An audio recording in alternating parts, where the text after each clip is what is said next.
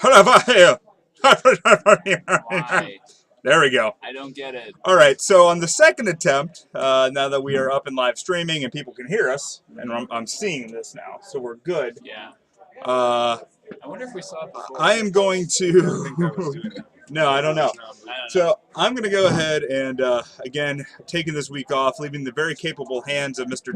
Gregory Schaefer and David Gleicher. Hopefully nothing else goes wrong, or else you're going to see my sweaty ass run back in here, and it's going to be good. It's going to be great, and you're going to love it. I'm going to love it. So with that, I'm going to get back out of here again, guys. So we'll see you in a bit. Again, if you guys have any questions, call me or whatever. Remember, Booth takes away your pretty faces, and then just double click on shit, and you should be good. Yeah. Good. Booth. All right, guys. I'll see you guys later. I'll see you guys on Thursday. Do we have pairings yet or anything? I'm not sure. Chuck hasn't come by. Well, Chuck will come by. Yeah. So. What is this booth he's talking So remember, we're talking about cheating again. Yeah. Yeah. And just make sure that shit's going the whole time. Yeah. We were talking about it, but no one heard it except us. Yeah, I know. Say everything that we said before. Yeah, pretty much. That's probably good, because I was saying some controversial stuff. Basically, cheating's great, and you should do it all the time. No, I'm just kidding. Yeah. What was I saying? Oh, I was saying I was impressed by how good that guy seemed to be. At least in the one animated GIF that I saw.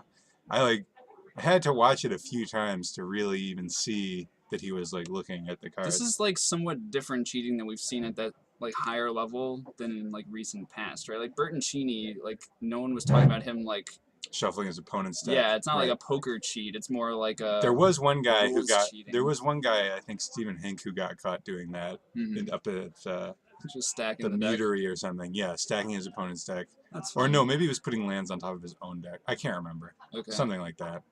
But yeah, it kind of makes sense that it's easier to get away with it when it's your opponent's deck than when it's your own, because I think people tend to let their guard down a little bit. Right. People are more afraid about getting nut drawn, and they're not thinking as much like, why am I only 4 every game? Right, exactly. But yeah, hopefully that exploit is now less exploitable since they've caught this guy. So we mentioned it earlier. I also want to talk about how pathological you have to be to cheat on camera. Yeah.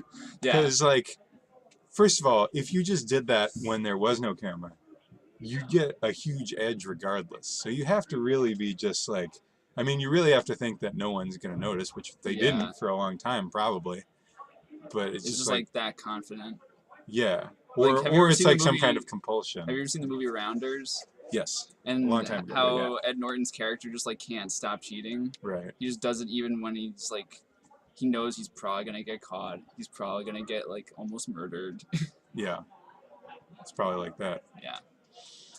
Maybe this guy will get almost murdered by by Reddit. I don't know. The internet wrath. How much internet wrath translates into an actual? I don't know. Anything. I don't know. Tough to say. I would say he probably had to like deactivate his Facebook today or something. Probably. If he had a Twitter, it probably doesn't exist anymore. Or it's like inactive at least. I don't know. Yeah. Don't you kids? He's like a decently well-known player. Is he? I hadn't heard of him. But. Like, I mean, he's been in several invitational, or at least one invitational. Because they had that other clip of him like from a couple months ago, I think. Sure. And I guess he's been doing this for a while, and no one's called him on it, I guess.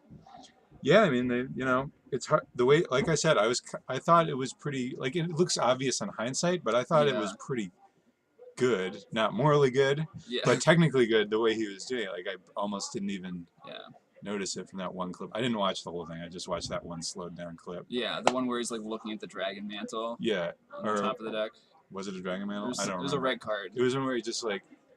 Yeah, he was like moving a die. The card a little, yeah, and he moved a die across. Yeah. Which is really clever because misdirection. Yeah, it makes it seem like he's looking at that. He's actually looking at the deck. Yeah. It's pretty gross. I wonder what Star City's gonna do and what WotC's gonna do. Like, well, Star City has kind of shown that they'll follow WotC's lead. I know. I saw some talk about people mentioning like, why don't they just ban Bertoncini from their tournaments, even though his ban is up?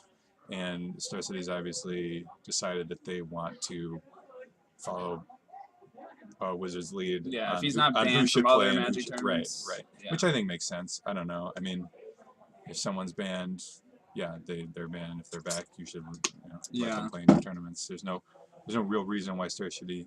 Sorry, that was not supposed to be That was insulting. definitely I like Star City. They're great. Why they should be act differently than anyone else, in my opinion. Yeah, it's just like people think it's like what he did is like specific to Star City because so many of his cheats were like in their tournaments. But I'm sure that doesn't. Yeah, I don't really think that matters. Yeah, it's mostly because like he was like one of their like celebrities sort of when the circuit was newer, and like he wasn't as big of a GP player. Like he was probably doing the same shit at GPs. He just wasn't on camera all the time. Yeah, and there's also like some talk that maybe they weren't as scrupulous as they could have been because he was. Yeah. They were trying to make stars. Right. Which I don't know if there's anything to that or not, but that's what I've heard. A little nugget of truth, but could be. What can you say? I don't know. I mean, I heard some pretty crazy rumors about some of the shit he did, like in his Merfolk deck. Someone told me like they borrowed his Merfolk deck for a tournament, and all but one island and all but one Aether Vial were foil. And like everything else in the deck was non-foil, or the reverse. It was one or the other. So it was like he could very often tell if he had like a mana source effectively on top of his deck, so he could keep one landers confidently. Yeah, that would be the way to do it. Yeah. So some shitty stuff, but he's also like still paying the price because I went to the Invitational like a few months ago, and in the Invitational he was doing very well. It was like a table 1 late in the day, and between like during his rounds, there was like a rotating band of like pro players who were coming and standing directly behind him and watching him play. Yeah, he was just being like watched. It was like Owen was standing behind him for like 20 minutes, and then Shahar came and he was watching him. Thank you. Owen called the judge on the match because they forgot to exile something from a Swords of Plowshares and just went to the graveyard. Yeah, that's the kind of scrutiny that you will get and deserve if you get banned for cheating. Okay, so who do we want to get here? Kyle, right? Okay. Who's he playing against? Where is he? Norman. Oh, playing against Peter? Okay. Sure. Could be interesting. All right, let's go with that. All right, so we're going to have Kyle Norman. Stasis all day, every day. Why not? All right, we got to edit this overlay. Overlay. Bye, Mark. For the record. Yeah. In case it comes up tonight, I don't know if it will. Okay. Delve and Convoke, now after the rules changes for them, get around transfer. Okay. Yeah, so you can Convoke for not actually paying any mana and not have to pay the 3 for that's poop. That's poop. What's going on? We just got a rules nugget from our judge. Delve and Convoke for get around transfer. Because they pay for the cost now instead of reducing it, so it checks after transfer checks. Hey, can I just check how Peter's last name is spelled? So what does that mean? So I can tap only creatures to cast transfer, to cast Court Calling and not have to pay for transfer. Oh. Yeah. Okay. Same thing with Delve. Like if I delve with treasure cruise, I don't have to pay for transfer. Alright. Oh, right. Okay. Getting our players' names up, so we're going to have Peter Kostopoulos on the left. Alright. Sweet. Not totally sure what he's going to be on tonight. I know he's been playing Blue-Black Tezzeret lately, but he also has a bunch of legacy decks that he could possibly be playing. And Kyle does as well, but he's probably playing Stasis, because that's what he said he was doing. That's what he told me. That's what we're banking on. Yeah. Alright. Exiting the booth! It worked. Also, there's still sound. There's still sound. That's good. It's amazing. Alright, we're just going to wait for Chuck to come in and tell us that the round is starting. Oh, he's going to tell us. Great. Unless that was him telling us, but he didn't say anything. Both have red sleeves. That vibrant red with this camera. Vibrant red, but you can still tell the different shades, so that's good. Yeah, barely. Those on the right look like, what, KMCs? Yeah. And those are Ultra Pros? They do look like Ultra Pros. Alright, ready. Go. Yeah, it worked. Cool. All right, starting the has round. started. All right, let's see if we can tell. Well, I see a Tezzeret and a Volcanic Island, a Back to Basics, 2 Propagandas, All right, and a Brainstorm. I think a Brainstorm in Kyle's hand. I wonder what that could be. That's, oh yeah, that's your Stasis. Good call. And then Peter's hand I didn't get to see, but he's mulliganing anyway. Yeah. And so is Kyle. So never mind. I guess that was a 1-lander for Kyle, so Yeah. kind of makes sense. Pretty That, risky. the deck needs a decent number of lands to operate. Like a million. Like 1 million, or like 10. or you know, an Ancestral Visions drawing to more. Yeah. Sound. Sound. Yeah. Sound is working. That means Lovely. that means there is sound, right? Yeah, and we can see the chat. Perfect. Yes. So yeah, it seems like Peter is playing blue-black Tez. We didn't have confirmation until right now in the chat, so we can add that. Is that Mark? Yes. Goody. Both players on a mulligan. Not completely sure who's on the play yet, but I guess we'll see soon enough. Oh, will be revealed. Yeah. Do you have any idea who this matchup might favor? That's a good question. I actually think. Let me think about this. Like, what cards matter? It's just a real Planeswalker bash fest. Yeah. I almost might want to say Tezzeret's favored because they can make creatures to attack. Right. Yeah, to attack the other player. But then again, you get Stasis out, and maybe none of that matters. Maybe. Tezzeret's kind of expensive. On the other hand, I can see like engineered explosives on 2 being valuable. Yeah, engineered explosives could be pretty good. Tezzeret can play around Back to Basics pretty well. It has some basics in it. Just make a 5/5. Repeat the question when answering the chat. Oh yeah. Someone in the chat mentions that we should repeat the question when answering the chat. So maybe we'll do that from now on. Maybe. We'll see. Alright, so we got a fetch from Peter. He is down 19. Looks like Peter was on the play as well. Yes. Where's the life? It's at the top.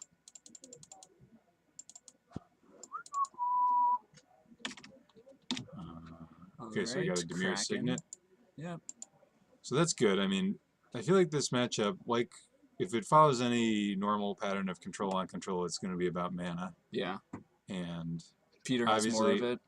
Yeah, he has more of it right now. In Legacy, things are a little wacky, of course, but mana's still good to have. Yeah, I mean, standard control mirrors, it's all about, like, hitting your land drops and, what, card economy? Sphinxing. Well, not Sphinxing anymore, but, yeah. Digging. All that stuff. Alright, so this is 3 mana? Yeah, he's got 3 mana available here. Because he played he's trying to decide whether to tap it. Okay. Alright, he's just playing a Strix. Just cantripping. Can't imagine Kyle cares about that too much. Yeah, that's a card that's not at its best in this matchup. Another one that doesn't seem great in this matchup is the Doctor's Sword combo. I agree, yeah. That's very mana intensive, so... Although, if you get it online before Stasis, then it's pretty good at threatening Planeswalkers. Sure. So, it could be good, but it could also be not very good. Alright, Kyle setting up a pretty good brainstorm here, having an uncracked fetch. A very shiny the old fetch. Perfect brainstorm. Yeah. Always perfect. That's why they call Except when it's not. Alright, Kyle down to 19. He found 2 cards that he did not want. What is bad in his main deck in this matchup? I guess Back to Basics is actually pretty bad on this board. Back to Basics would not even be that bad right now with double Stone Rains. That's true. Still pretty good. What's bad? I mean, Back to Basics has potential to be bad later on. Yeah. Relzeric's pretty nice. Jace is nice. Huh. What else does he even have in the deck? I can't even remember. In the Stasis deck? Or in the... Yeah. The well, all the Planeswalkers are good. Planeswalkers are good. Card draws seems fine. 3 mana. This is probably Back to Basics. Or is it a Propaganda? That's a Back to Basics. Man, look at that vibrant red. That's cool. It's very cool. Alright, Peter's probably fine with this. Nope. Oh well, Nope. that is not going to stand, and Kyle is Yep. going to catch that one. Peter has put his lands in his exile zone. Yeah, they're way over. They're even past the graveyard. Yeah. Boy. So that Urborg is getting one shot. Yeah. Yeah, I take back anything I said about Back to Basics not being great. Like, yeah, I guess it's Peter pretty has good. some basics, but it's still going to be pretty good. Yeah. And he has artifact mana. I guess the fact, like, I don't know how many fetches they're playing to find basics, you know? Right. I don't know. I would imagine it's just the full set of deltas. It might not be any more than that. That's true, because they played Darkslick Shores, too. Yeah.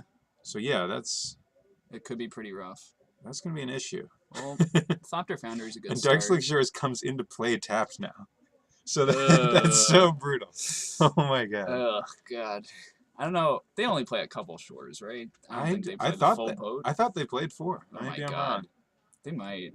Ooh, this Rouseric might get a little frisky. Rouserick's nice. Do you think that's going to We got a reader. Do you think it's going to bolt? Or is that just let's see. What is the starting loyalty on that thing again? 3? 3, I think. So it would go down to 1. Yeah. So that doesn't seem great, because then he can just attack it to death with a Thopter. So I would say, yeah, ticking up here seems good. Kyle's using a very nice. Oh, and he can clear tap dice. his land, so Ooh. that's yeah, pretty that seems good. I assume, I don't know if he's adding mana. It seems like he should. Yeah, well, no, probably. no, I take it back, because he doesn't want to sacrifice a Dimir Signet, because then he has no mana. Well, he could sacrifice this. Oh, he could. Yeah, he should sacrifice the vault. That's a good Yeah. point. So yeah, that was a Something that was probably a misplay, but yeah, I mean, easy to miss. Unless but yeah. he's like planning on popping an engineer explosives on 3 or something. But I can't imagine that's going to be the case. Alright, so Peter weighing his options.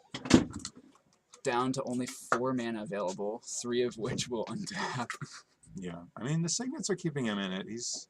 That's true. And you know, if he gets Thopter Sword going, that's really good against Planeswalkers. Right.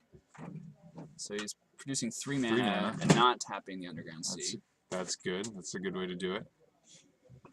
So what is this? So he showed attack us... Rouseric. He's got Transmute Artifact. So what could he get for 3 mana? So that's what he's representing, right? If he's tapping 3? So you need to pay 1 more. Yeah, you need to pay the difference. Right? Huh. Spell Pierce. That seems good. I don't know. Spell Pierce is good if he did it for 3. But is it that did he float? Maybe he just floated 1 so that he could pay for a Spell Pierce. Or a Daze or something. Yeah, because he'd have to do that. Well, actually, he wouldn't have to do it before. No, he does because he needs double blue. That's why he needs to tap both of those. Awesome. Yeah, there we go. Figured it out. All right. So now he has Sword, but he has no mana this turn. Something like a Propaganda is gonna really. Propaganda would be ideal here.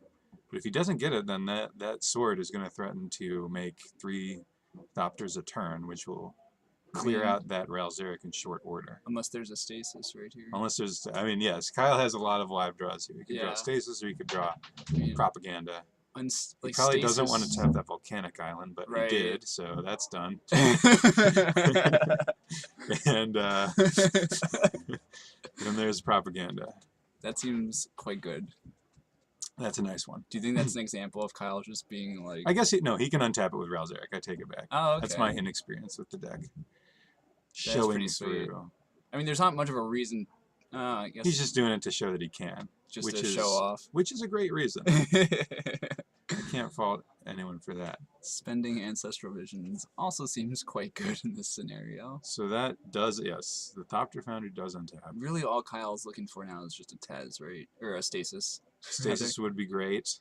He's in a pretty dominating position, though. That Propaganda is going to make it basically impossible to attack. How good would Engineer Explosives on 3 be right now, though? It would be something that would allow Peter to maybe have a chance. Keep playing the game? Yeah. He's in a really bad spot. What is it? How did he get 1 Thopter there?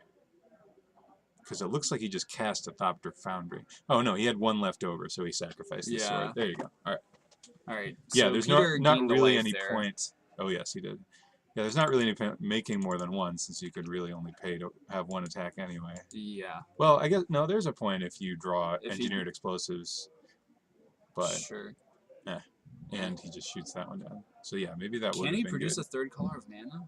even for to Oh, set that's a engineer good to point. 3? No, I'm pretty At sure least not that's currently, right? I'm pretty sure that's not possible in his deck. So, Huh. looks like this propaganda might just be the hard lock or the soft lock, I suppose. Soft, very soft, but pretty hard, pretty firm. All right, so Peter did find a fetch. I imagine he'll get basic island, a very pretty basic island. Who do I talk to about mud now? You I can don't talk know. to us, but Yeah, you you can just talk to might, us, but we won't respond in the same way that Mark would. Let's put it that way. I definitely won't. I mean, Mark is also in the chat probably at some points, so at some points it's just gonna become a mud chat. I'm picturing Mark just like swimming in Lake Michigan or something right now, doing something fun like that. Yeah. Assuming you are immune to hypothermia. It's not that cold. I don't know if he is. Lake Michigan, I'm pretty sure you would not survive long, even in October. At this point, yeah, I guess not. All right, Kyle finding another land. Really is just missing the Stasis here. Yeah, but that Ancestral Visions is ticking on down. Yeah. And Peter is in a real bad spot. I'm not really sure how he comes back out of from this. Yeah. I can't really. Oh, I know. I can picture actually one way he could do it, What? and that's to play a Tezzeret and start upping it, and just just accumulate artifacts and use the ultimate. Sure. The oft forgot ultimate on Tezzeret, Agent Bolas, to deal X times 2. It's quite good. Where X is equal to the number of artifacts he has. And that is pretty much the only out I see for him right now. Yeah. But at least it's something. Do you think Kyle's what is Kyle's hesitance here?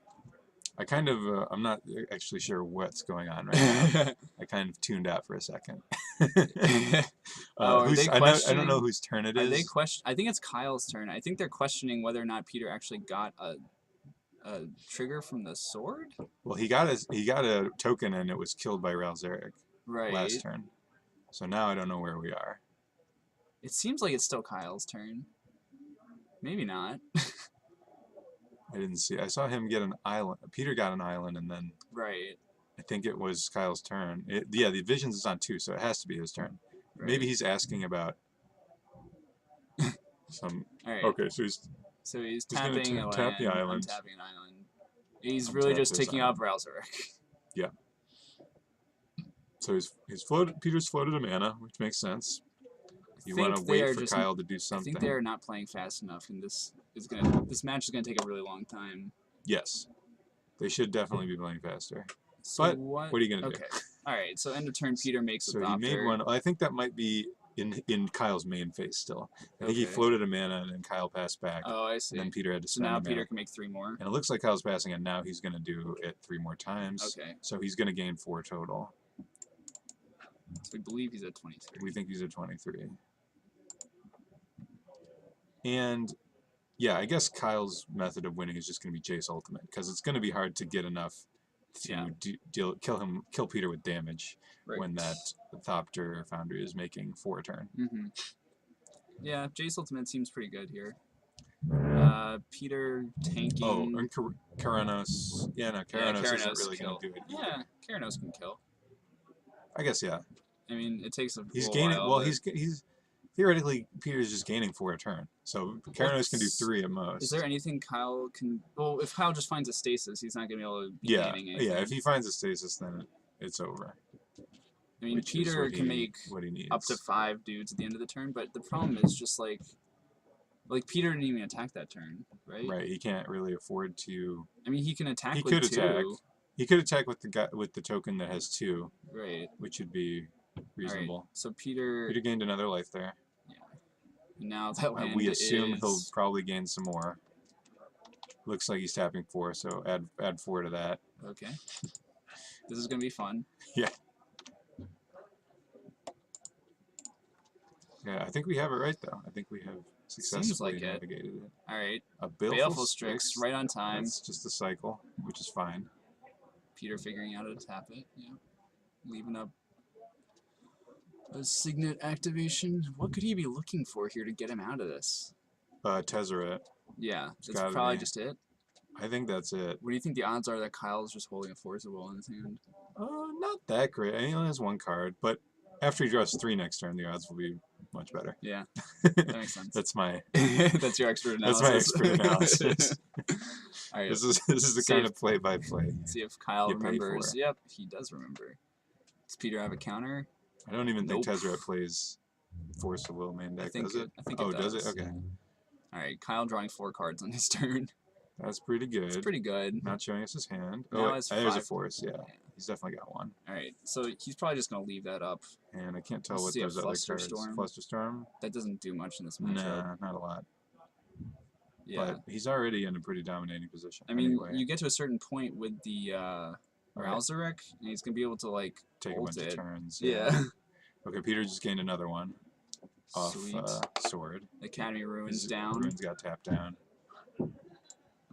And he's gaining 2 more. So 31. 31, yes. A healthy life total. Oh, could attack- what? Oh, that's true. And I think I always forget about that. And that's something that I think Peter has forgotten about too, because he has not been doing it. Whoa. That's actually, yeah, That's rough. that's huge because, yeah, Ralzarek will Yeah. just die. Do you think Kyle knows that? Kyle knows it. I'm pretty sure Kyle knows it, but Yeah. of course he's not required to tell Peter that, Yeah. that he can do that. If Peter tried to attack, he would, I assume, not require him to pay mana and stop him if he tried.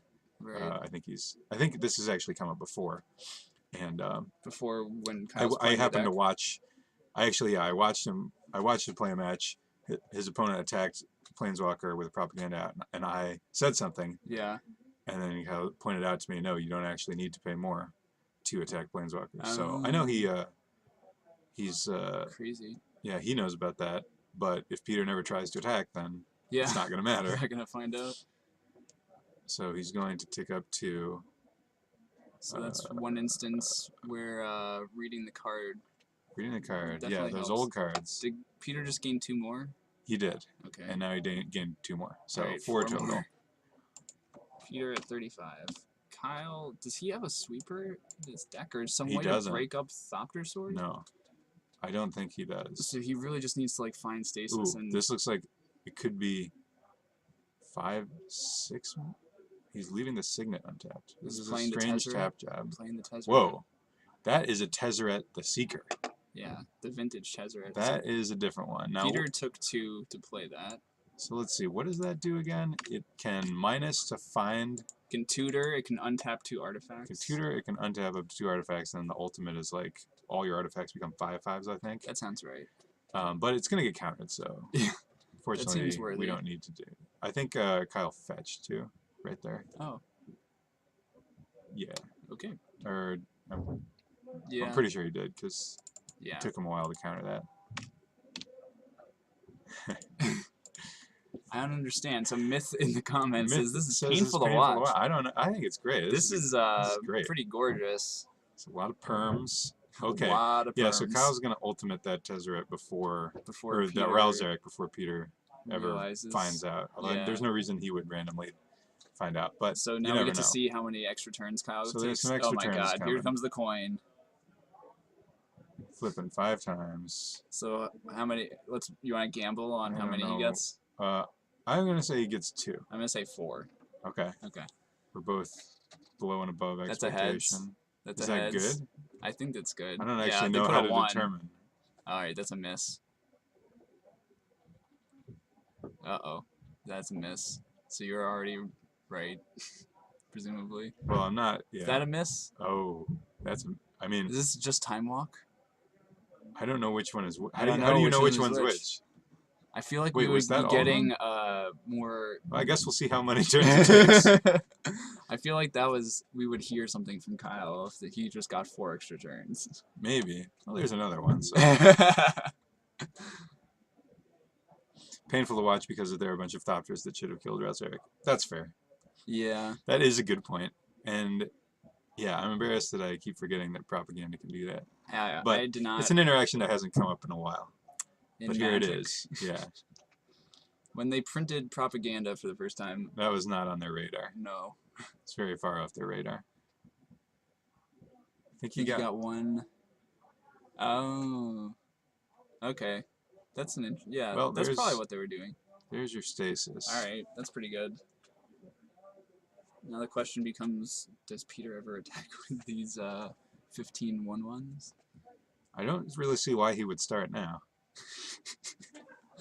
He doesn't know about it, so. Maybe if he feels like a strong vibration from the phone in his pocket, Mhm. he has a bunch of friends watching. That is always an option. God, because what? I don't know if Kyle can break out of this if Peter decides to attack. Also of note, 20 minutes of the round are already gone. 20 minutes are gone. That's right.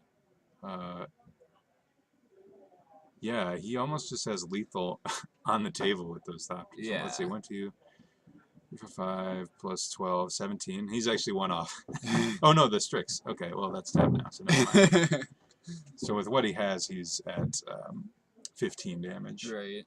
All right. So But Kyle instead, just the took stasis remains. his extra turn. Okay, Peter. so I think Kyle's gonna win. Peter does not untap here. I mean, even if, because Peter can't really attack Kyle's life at this point, effectively. But if he does realize he can kill the Ralzarek, it might be the point in the game. It might be the point in the game where Kyle can actually win without the Ral, because he has so many lands. Yeah, I think at this point it might be too late. Yeah. Please tell him once the match is over. Yeah.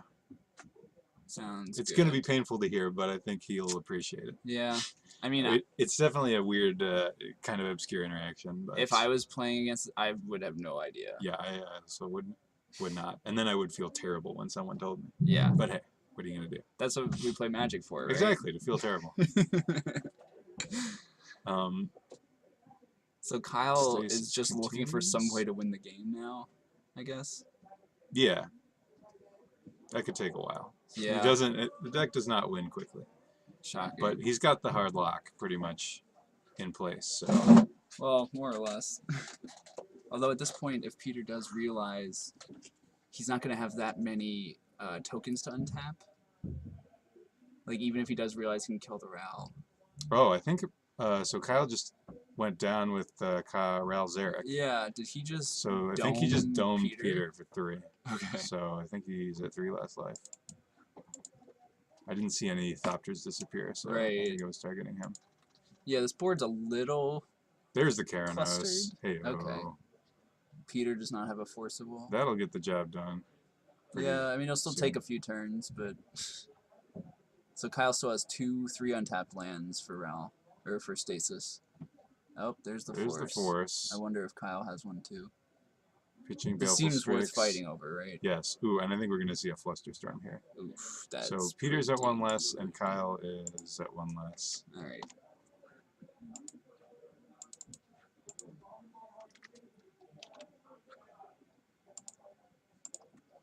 Satsu Kawhi, yes, this is still game 1. Spell Pierce will work. This matchup is not a lightning fast one.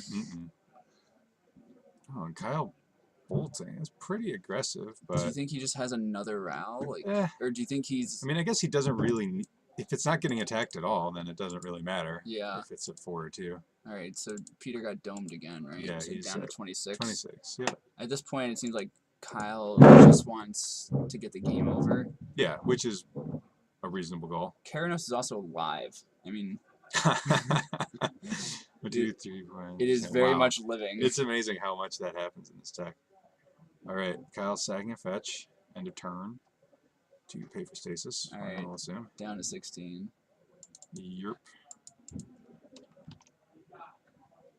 There's not much point of ever attacking with the Keranos, because Peter just has gets blocked, infinite yeah. blockers, but... Oh, he's chaining the Stasis. Oh, wow, so he's actually going to get an untap. Mm-hmm. At that point, I don't see how he fails. I mean, Peter could have a Force of Will, but Kyle probably has one too, if he's that confident. I mean, if he had a Force, I suppose he could have drawn one that turn. Sure. But he would have probably forced just the would have. Keranos. Well, Double forced it. yeah, he definitely didn't have one when the Keranos was around, but he could have drawn it on his draw step. Mm-hmm. However, he might as well have just tried to force the chain. In fact, it would have been way better to force the chain. Because Kyle just got a lot of lands. All his lands untapped. Yeah. So I think Kyle revealed When do you draw and when do you deal damage with Keranos? I can't remember. You draw if it's a land. Okay, so I think he revealed a non-land, so Okay. Peter should be at 23. He just got domed again, actually, so he's at 20. And now Ralzeric is ticking up, so still at 20. That's a fresh Ralzeric, right? Yes, tapping down the seat. Mm-hmm. I don't know if Peter made a token in response. He probably isn't bothering with that at this point, but I don't blame him. Oh, Stasis is showing up again. Stasis is back. I think a scoop is Imminent? maybe not. I guess yeah, I think you've played at this long, point, you might as well keep playing, I suppose. I suppose. Do you really want to die over like 5 more turns? Like, this is just increasing the chance that Kyle could win this match 1-0. It is pretty fun to play locked under a stasis, so there's always that to consider. There is that. Play, quote unquote. Yeah, it's pretty fun to play Magic when you can't attack or do anything. Yeah. Is this this looks like a scoop. Okay, that is a scoop. Alright. Kyle getting the game. Peter showing the E in his hand. He could blow up all his own tokens. I guess the issue there was he didn't have a 3rd color of mana to blow up the propaganda. The propaganda. I suppose he could have blown up the stasis, but right. Yeah, didn't have the mana to do that either. Yeah, I mean, so if Peter had known that he could attack the Ralzeric, I think he easily would have won the game. Yeah. Because there were many turns where Kyle just wasn't doing anything. Right. Oh, I see. No, he still would have had to pay to attack Kyle, so maybe not, actually. Yeah, I mean, it just doesn't let Ralzeric go unchecked. Right. Which so does he gets to keep a fair amount. Peter gets to keep a lot more mana that way. Mm-hmm. Basically, instead of continuing to tap down all his mana, he can save it up to cast a Tezzeret. Right. And if he can do that, then, you know, who knows? I'm not even sure if he ended up drawing a Tezzeret Yeah, at it that didn't game. seem like he ever found one, which is probably his best card in the matchup. There was a point at which, if he had found one, he would not have been able to play it. So. Right. I mean, Tez Ultimate does seem like his best way to win. Tez Ultimate's great way to win. It just gets around propaganda. Right? Ralzeric can disrupt that, but not if you attack Ralzeric to death. Right. So. Yeah, it seems like I would keep in the Baleful Strixes just for pressuring Planeswalkers a little bit. Yeah, it'll be interesting to see what he even has in his board. Like, Trinisphere is pretty bad. I would board that out. Something like Pithing Needle would be nice, right? Needle would be great, yeah, for Ralzeric or Jace. Yeah. Although he plays his own Jace, I think, but still probably Kyle's are better. He also didn't see Jace. I don't know if he's played against him before, but he only saw Ral. Probably not. And to be fair, Kyle plays 4 copies of Ral and 2 of Jace. Right. So what else could he have in his board? They usually have some extra discard effects, which would be great to bring in. Yeah, discard seems good here. He seems like he has a lot of dead cards. If he could get up to another color of mana, that would be ideal. So then his engineering explosives could kill back to basics and propaganda. Do you think they have like 1 land that produces a 3rd color? All the lists I've seen, I have never seen that. That seems very odd. It seems like a kind of a free roll with just being able to explosive for 3. But I guess it's not quite a free roll because you're playing a deck with Ancient Tomb and stuff like that. Like your mana's it's sketchier than it might first appear. Okay. But yeah, it certainly would be nice in this situation. I guess I could certainly see doing it. It's a judgment call. There aren't a ton of things that you'd want to blow on. He's taking out Ensnaring Bridge, which is also a good thing to take out. Yeah, that seems good. I guess. Yeah, there's not that many things you need to blow up on 3 mana. One of the big ones would be like True Name Nemesis. True Name is that's a big one. You do have Bridge to handle that, but it would be nice. It'd be a nice thing to have an answer to. Right. I can't think of a ton of other 3-drops that really hard to know are that important. That imperative to blow up. Because there was, I mean, he's leaving in the explosives still though, right? Because if he leaves it on 2 can on still the blow board, up a Stasis, which is huge. If he just sets it to 2 ahead of time, although that does blow up a lot of things. It blows up a lot of his own stuff, which is rough. Yeah. Also, Chalice, I'm not sure how good that is. Since Kyle's deck is basically like all expensive spells. Yeah, it doesn't have a lot of 1 or free. Or free. Well, a Chalice on 0 would be nice against Ancestral Visions, I guess, but it's kind of narrow. Yeah, it's pretty narrow. I don't know. Yeah, this would be a tricky matchup to know how to board for. Yeah. If you could make 8 mana and set it for 4, that would be pretty That would be nice. So then you're locking out your own Tezzerets. Yeah, so that's horrendous. It's rough. That's the problem with Chalice, is if if their deck doesn't have a lot of ones, then it's not super good on other values. No, it's fine on 0 too, I suppose. But if they don't rely on 0 or 1 that much, it's not those too are the good. ones that Tezzeret wants to do it on. Right. And most decks that play Chalice pretty much want those too. So I can't see Peter's hand. I think he's got a Transmute Artifact and an Ancient Tomb. There's an Ancient Tomb. Peter down to 18. And there's a Chalice for 1. Alright. So he left it in. That's going to hit Brainstorm, which is something. It's not nothing. Does Kyle play Ponder?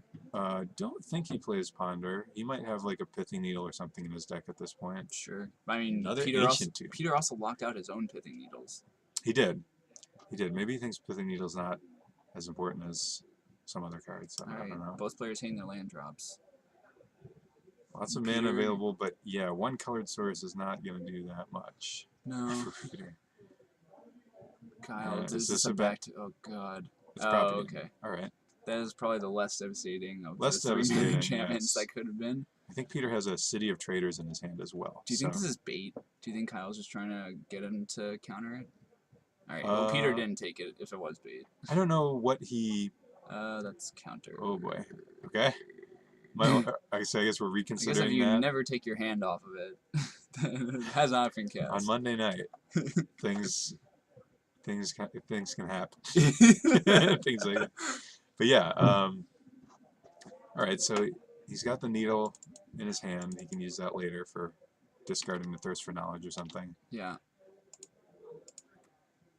That's one of the things, like, needle seems like one of his best weapons, and Chalice is hurting himself more than Kyle, most likely. Yeah, I mean, Peter probably doesn't know exactly what all Kyle has in this deck, and I can't blame him. That's fair. But yeah, it turns out, I mean, it shuts off Brainstorm and Spell Pierce and stuff like that. That's true. And I guess one thing that Peter can do is that if he's able to transmute, he could just go search out a Pithing Needle. Right. Yeah, that's the thing. It's kind of unlikely that he's going to end up drawing it, but that is what happened. Yeah. So I wonder how many he actually has in the deck. I would imagine he doesn't have many, like 1 or 2, I would think. Right. Well, here's a Ralzarek for Kyle. And Peter... Yeah, Peter's stuck on 1 colored source, so he can't really play... I think he drew a Thopter Foundry that turn. Do you think he's just locked out of a lot of his colors? Yeah, I mean, the deck really needs... Oh, this is no good. So there's Stasis. There's 1 colored source is about to get tapped down. Oy. And Kyle has to go for... Yeah, you definitely hit the colored source, and that's going to be pretty devastating. Oy. That doesn't untap. Yep, that's what Stasis does. Only fun cards. Oh, a Sunken Ruins. Wow. Insult to injury. Drawing the Sunken Ruins. Floating too. Right after. Yeah. His colored source got tapped. So someone in the chat mentioned Stifle. Right. Does that 2 damage? That doesn't stop Stasis, right? No, it does not. You can stifle the upkeep trigger so that they don't have to pay if you want. What? But I don't really see why you would. Yeah. You could maybe you meant it could shut down Stifle in someone's deck. The Chalice could, which is true, but I don't think Kyle's playing Stifle. Yeah, I don't think either of them are. Okay, so the lands continue to be tapped. Ral going to work. And yeah, Kyle doesn't need to do anything. This is... So, this is pretty unfortunate. I mean, yeah, Peter probably has he's got a Tezzeret in his hand, I see it. Like, imagine he hasn't been able to play any Imagine of his if cards. he just hadn't played the Chalice and he just was able to cast the Pithing Needle and name Ralzarek. That would probably be better at this point. Game would be, like, completely different, right? It would be very different. It's also unfortunate that he just happened not to draw colored mana in time, or we could have a much more interesting game going on here, but... All right, Peter taking 2 life. I think a Trinisphere, that's not really going to do anything. Yeah, I mean, does that actually hurt Peter more than it helps at this point? Probably not. Or, I mean, probably yes, it does hurt him. He also just tapped 2 of his lands, so it's just making the Ral lock faster. Yeah, and I think Kyle just domed Peter. Yeah. Not interested in the ultimate. And I can't blame him after last time whiffing on 4 flips. Well, also, at this point, he doesn't even want turns necessarily, right? He just domed again. He domed again. Yeah, why not? Because Down to 10. I mean, I think. if he takes a bunch of turns, it's not really Right, accomplishing that much. he's gonna have to pay for stasis. That's a good point. I mean, he's untapping every time. What's going on here? Oh, he didn't pay the full 3 for Trinisphere. So they're trying to figure out what to do about that. Probably he's just putting it back in his hand. All right, I guess that's fair. Or he's putting it in the graveyard. It's countered. What? No, it's not countered. It didn't have a converted mana cost of 1. Yeah. But he would have had to discard probably if he wasn't able to cast it. No, he tapped 2. He tapped 2 he tapped 2 double lands, so he had 4 mana available to play the Chalice. That was when he played the Trinisphere. Oh, was it? Yeah, okay. I think he only had 2 mana for when he played the Chalice. The second Chalice. It's not super relevant at this point. He's just drawing and discarding. Right. I guess if somehow Kyle lets his Tezzeret die and then can't pay for Stasis, right, something could happen there, but I don't really see that happening. The only thing I can't imagine a way out of this at this point for Peter. It seems like the lock. Stasis. Yeah. It's a powerful spell. It is a pretty powerful Magic card, and that doesn't really see much play in Legacy because Legacy is really powerful too. But what if that card were legal in Modern? Would it be good enough in Modern? There's a lot of abrupt decays in Modern. That is also true. But it would be fun. Yeah, it's definitely a fun card. I mean, anyone who doesn't think it's fun just doesn't know what Magic's about. Yeah. They're too new school. They have an incorrect definition of what's fun. That's all there is to it. Fun is all about one person having it, right? You don't want to share. But also, I mean, beating a Stasis is pretty fun too. That's true, because it usually involves a really good story. Yeah, the more excruciating a card is to play against, the more fun it is to beat it. That's how these things balance.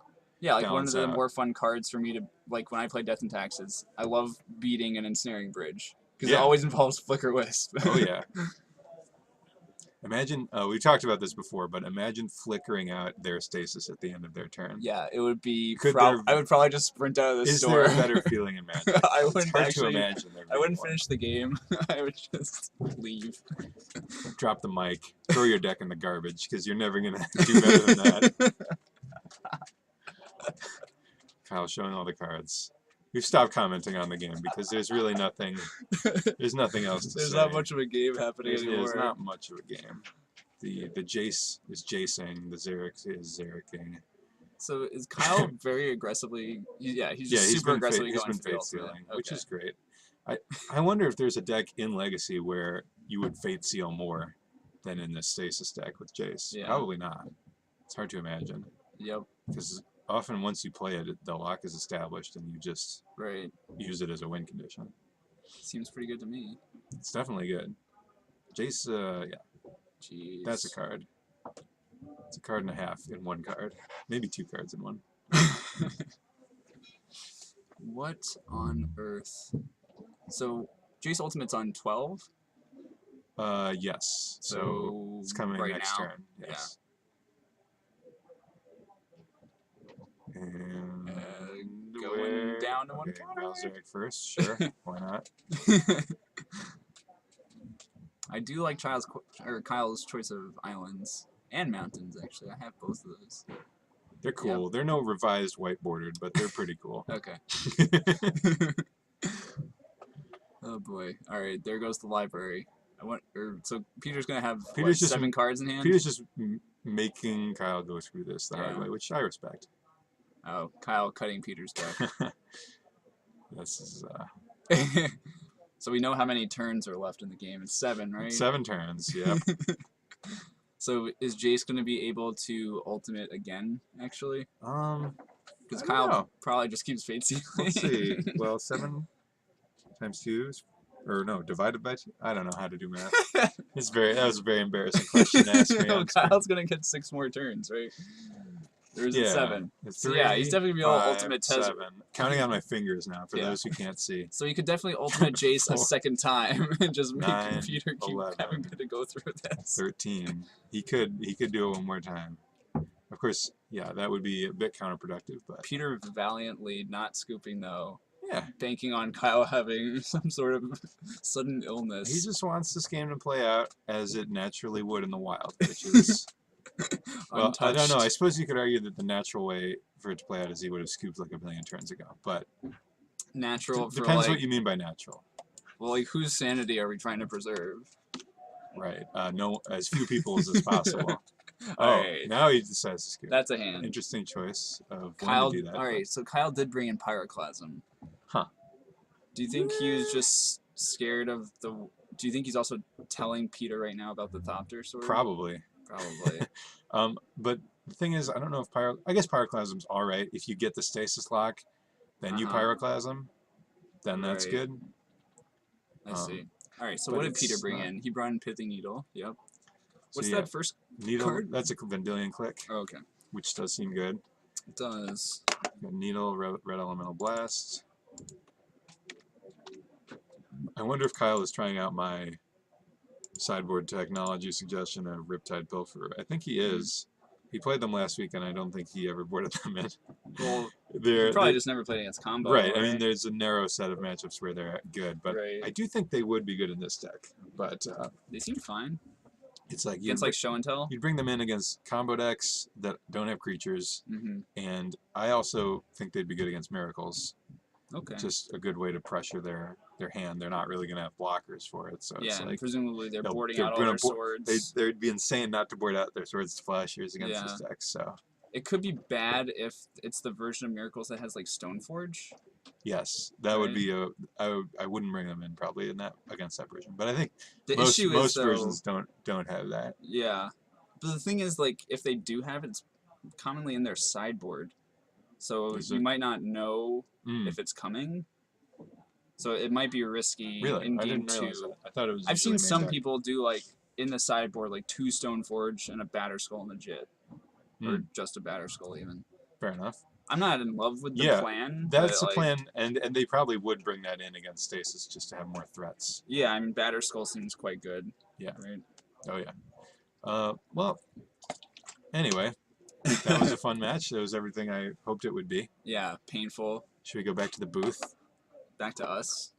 Yeah. I don't think we're gonna have time for another match. There's does not only seem like it. 2 minutes left in the round.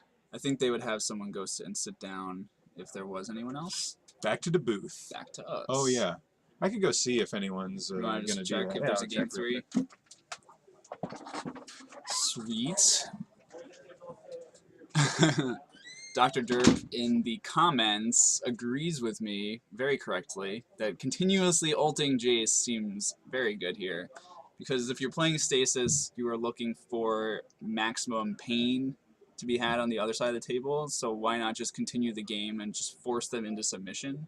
It's probably what a continuous Jace ults would do, right? They'd just like scoop out of frustration because you refuse to actually kill them.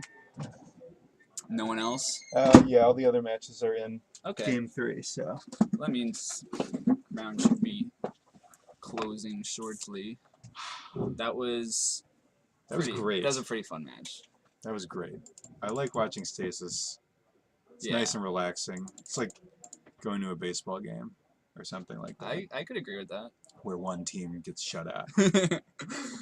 Yeah, but it's like it's not like the other team is really like putting up a lot of runs either. It's like a 1-0. Yeah, 1-0 shutout. Yeah. I don't know why I'm comparing it to baseball because I don't really like baseball, I but think it's pretty good. I actually do like baseball. I like baseball is nice if you want to just relax and not really care about what's going on. So That's good. that's what that Stasis match is. Yeah, I like. don't think the players really care that much either. It's ideal. What's that Goif? Oh, I see, for Goif value. Yeah, it's like the Star City Goif counter. Goif counter. Alright, so what's happening in Magic at large? We already talked about the Talked about some cheating. the cheating, so that's a fun Cheating's topic. bad. We already covered that though. Step 1. We covered cheating. You're Okay. going to Indy this weekend though, right? Yeah, I'm gonna go to the TCG Player Championship. So it's, what is it, like a 50K? It's a 50K. Yeah, It's a lot of money. it's a pretty good value tournament considering that there Top probably won't be 64 that many gets paid people. out? Yeah, top 64 gets paid out. You can buy buys. Yeah, that seems a little which- absurd for that small of a tournament. Yeah, it's really weird. A couple years ago, I went and like half the people had a 2-round buy, and it just made Yeah. things like very strange. Yeah, I played a 1K out by the airport here. We're in Chicago, PS. Yeah. And like so many people had 2 buys. I had 1, I think, and I felt hugely They disadvantaged. had buys at the 1K? Yeah, or I guess it's probably a 5K. Oh, okay.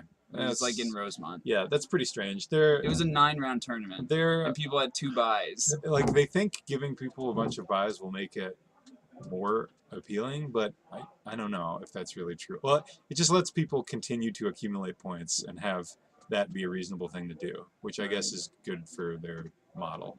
Yeah. Like, I have 31 points right now randomly. I'll probably spend the money to get up to 1 buy. Yeah. I think it's 50 for 1 buy, Right. but then it's 90 for the next one, so I don't, at that point I don't think it's worth it. But. Yeah. I mean, in new standard, it seems like pretty valuable because you could play against anything.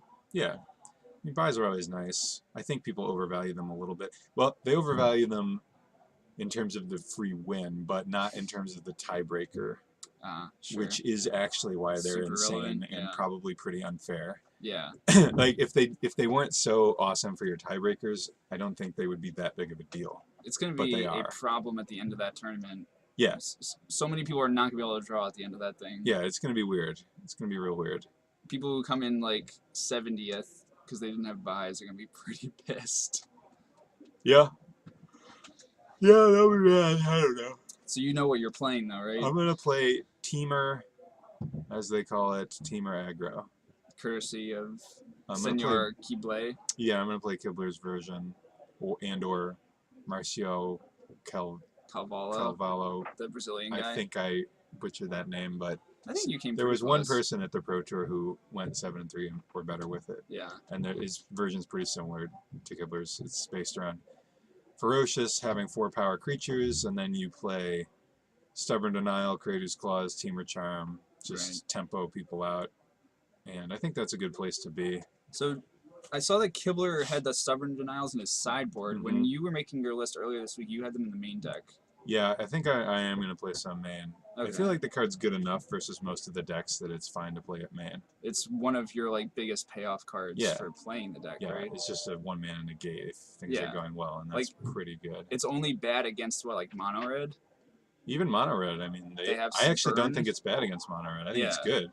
Cheap interaction is really strong. Yeah, and Stoke the Flames is really important to counter. I was watching the coverage of GPLA this weekend, and Kibler basically got beat 3 games in a row by the mono red deck, but 1 game he actually won because his opponent didn't leave up a mana to pay for a Stubborn Denial on Stoke the Flames, and Kibler managed to draw out of it, but he basically should have lost that match 3 games to 0.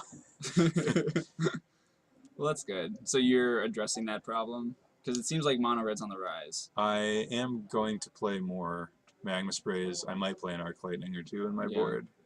And hopefully that's enough. I don't know. Do you think the reaction to bad. 2 red decks being in the top 8 and LA is going to be like swift and decisive? Yeah, I think people, you know, it's tough to say what people will do. Some people will think, it's just a random thing, it doesn't matter. Yeah. Other people will overload on hate. I don't know. I think the format's somewhat well balanced, and at an event like that, you're well served to have a well balanced sideboard. Right. Yeah. I don't want to overload on anything, but I don't know. That's me. Maybe if maybe you're that's not playing, the right way to approach say, it. Abzan, what's the card you want against mono red? Just Drown in Sorrow? Drown in Sorrow. So what's overloading? Like 4? Yeah, I mean, I don't know. Maybe it's not overloading. Yeah. But it's just like they're going to come at the cost of other matchups. That's true. It's not. Yeah, I guess it's good. It doesn't really seem that good in this format. Yeah, I guess it's really just good. Doesn't kill Courser Caryatid. Yeah. Doesn't even kill in the Abzan aggro deck. It doesn't even kill that many things. Yeah, I guess it's really just for like mono red and any of like the token decks, but those are super fringe. Yeah, and I think it's actually pretty good against the Teamer deck too, because they have Boon Satyr, Elvish Mystic and Radical Mystic, and Ashcloud Phoenix, although it's not that great against that. Right. Maybe it's not good. I don't know. Okay. It's tough to say. Yeah. So there's a question in the chat about the results from this past weekend. So in LA, I believe there are 4 Abzan decks in the top 8, 2 or 3 of which were Abzan aggro. Yeah. Actually, like the Rakshasa Death Dealer version. But the other parts of the top 8 were 2 red decks, like red beatdown decks. There was no Jeskai in the top 8. Okay. And Jeskai, from the numbers that they crunched, did not do well on day 2 at all at that tournament. Mm-hmm. And they showed the breakdown of Jeskai's performance against like the other top archetypes, like Abzan Midrange, Abzan Aggro, Green Devotion. It didn't have any positive matchups. That's interesting. Yeah. Yeah, I mean, the Jeskai deck, I think, well, there's a lot of different ways you can build it, but I don't think you can really build it to be too good against the field as a whole. You kind of have to pick and choose, and that may be a deck that capitalized on other decks being kind of untuned. Yeah, it seems like good at beating other decks' bad draws. Yeah. Yeah, I think the deck's actually kind of underpowered. Right. I mean, Mantis Rider's really good. But it's playing 4 Magma Jets. But like, yeah, burn spells, a burn deck should not really be good. Yeah. If people, you know, barring something really weird in the format like Modern, where everyone's starting the game at 17 life. Right. But I don't think that's so much the case in Standard. And there's a lot of cards that are incidentally insane against burn, like Siege Rhino and Courser, Wingmate Rock. Just gross cards that you would never want to play against as a burn deck. Yeah. It's like cards that were like pushed out last Standard season from being at the forefront by like Black. Yeah. Like Black Devotion. But now all these green cards that gain you life are like good. Yeah, exactly. So, I mean, it's still a good deck for sure. It's great against Jeskai combo deck and or Ascendancy combo and control. It's good against. It is blue, very black good control. against blue-black control. But one of the things I noticed is I thought it was really good against Green Devotion, but then I tested the matchup last night, and it's actually not that good. Like, I was playing the Jeskai deck, and Marianne was playing Green Devotion, and she just stomped me 5 games in a row, pre and post board. I didn't win a single game. It was just horrendous. So what was going on in the games? Was it like Arbor Colossi?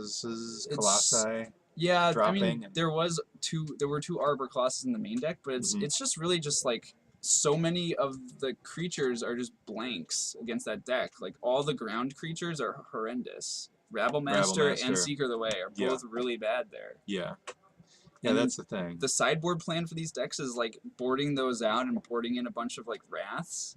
Yeah. But as long as like the Green Devotion player like knows that's a thing that can happen and like plays around it, it seems like pretty weak. So Green Devotion is capable of playing around these Wraths pretty well? I think it's pretty capable. And one other thing that happened, which is one of the things that the Channel Fireball team built their deck to do, is see the Unwritten into 2 Doomwake Giants to Wrath my board. I saw that. So that was pretty good. That's awesome. Killing a Mantis Rider and a Rabblemaster. So this is the is this the Green Devotion with only See the Unwritten as that's spells? Like the payoff card, yeah. They had Nissas in their sideboard, presumably for the control matchup. But main deck, those are the only non-creature spells. Yep. Everything else is that's pretty sweet. Attacking or blocking. Schaefer's just bad, that's why. Well, there you go. Yeah. That explains it all. Wagner explaining why my girlfriend 5-0'd me last night, and I went to bed very frustrated. It was fun, though. See the Unwritten's a pretty cool card. Yeah. That's a powerful card. Yeah, getting 2 Hornet Queens. That's the thing that can happen. You look at the top 8 cards. It's a lot of cards. It's a lot. I'm into it. Yeah. Maybe I should play that this weekend. Oh, it's not bad. Too late. One of the things I was thinking about is you could put a Liliana Vest in your sideboard against control. It just seems really good. Just like, yeah, that does seem good. Just like find a Pelucranos every single turn. Or see the Unwritten. Yeah. Just do that. All right, so here we go. I don't think we should have Kyle on again. No, I agree. That's too much. We could have this Kyle and this guy. Okay. Or this and this. I don't know. Phil, what do you want to do? who's Cameron? I'm not sure. I do like watching Phil. All right, let's do that. Phil and Cameron? Yeah. Phil and Cameron. All right. We're going to have Phil Silverman on camera. He's a very good player. That was just shit. I'm trying to see what side he's What was that? He knows his shit. Oh, okay. What did you think I said? I just heard the word shit. I wasn't sure what it was referring to. He's shit. That's what I said. No, that's not what I thought it was either. Oh, boy. Let's see what do we got going on in the chat here. People talking about the cheating thing. which is definitely fun to talk Yeah. about. All right. I did like Alright. that Star City Into it. responded to the Reddit posts like really quickly. It was within like an hour. Yeah, they're on it. I mean, it was really bad PR for them when it was revealed that WUBRGxyz had been cheating in their tournaments for like a year and a half Yeah. or something, and that made them look pretty bad. So This they has, have a lot of incentive to be Yeah. to really crack down on it. I mean, now. this has a bit of that essence to it though, because one of the videos that surfaced on Reddit was from the Invitational, which was months ago. Yeah, but I mean, it didn't. No one really like caught it at that time. I guess that's true. So at least they're responding as quickly as possible. Mm-hmm. I don't know. Okie I don't blame them as much for not catching it as people are quick to do. Like This is Phil on the right, correct? Think. yeah, I believe so. Judging by the hands. Yeah. If we can catch a glimpse We of could any of take his off cards. the booth cam now. Oh, okay, that's a good idea. Yeah, we are good to start now. Lovely. Alright, so let's reset the overlay. Go down to the match. Goodbye, everyone. Bye bye. Player 1. This is Cameron McGraw. And then on the right, Phil Silberman. I think he's playing Storm. I think so. He could be playing Elves, but I know he was short a few cards for the deck, so Right. I think he's playing Storm. I wonder, is he going to Indy as well this weekend? I don't think he's going now, Okay. but not 100% sure. Right, so both of these players are 1-0.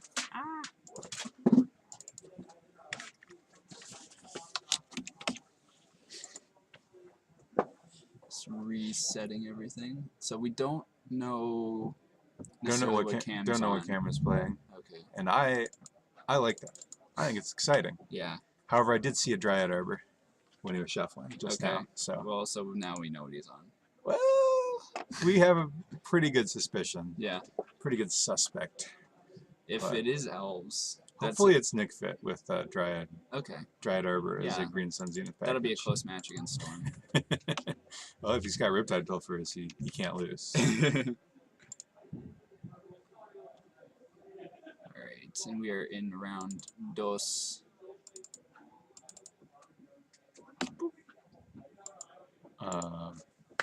I'll be back. All Hold right. it down for a second. I'll hold it. Glacier's going to do some field work.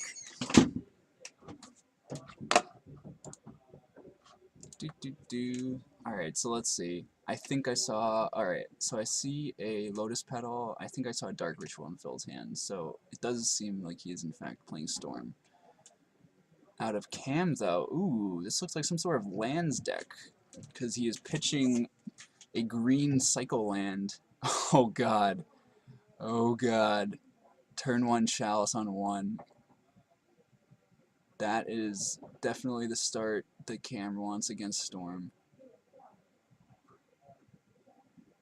Bogner in the chat is asking if I am going to Indy. I will say that instead, I am not going, but Glacier is going.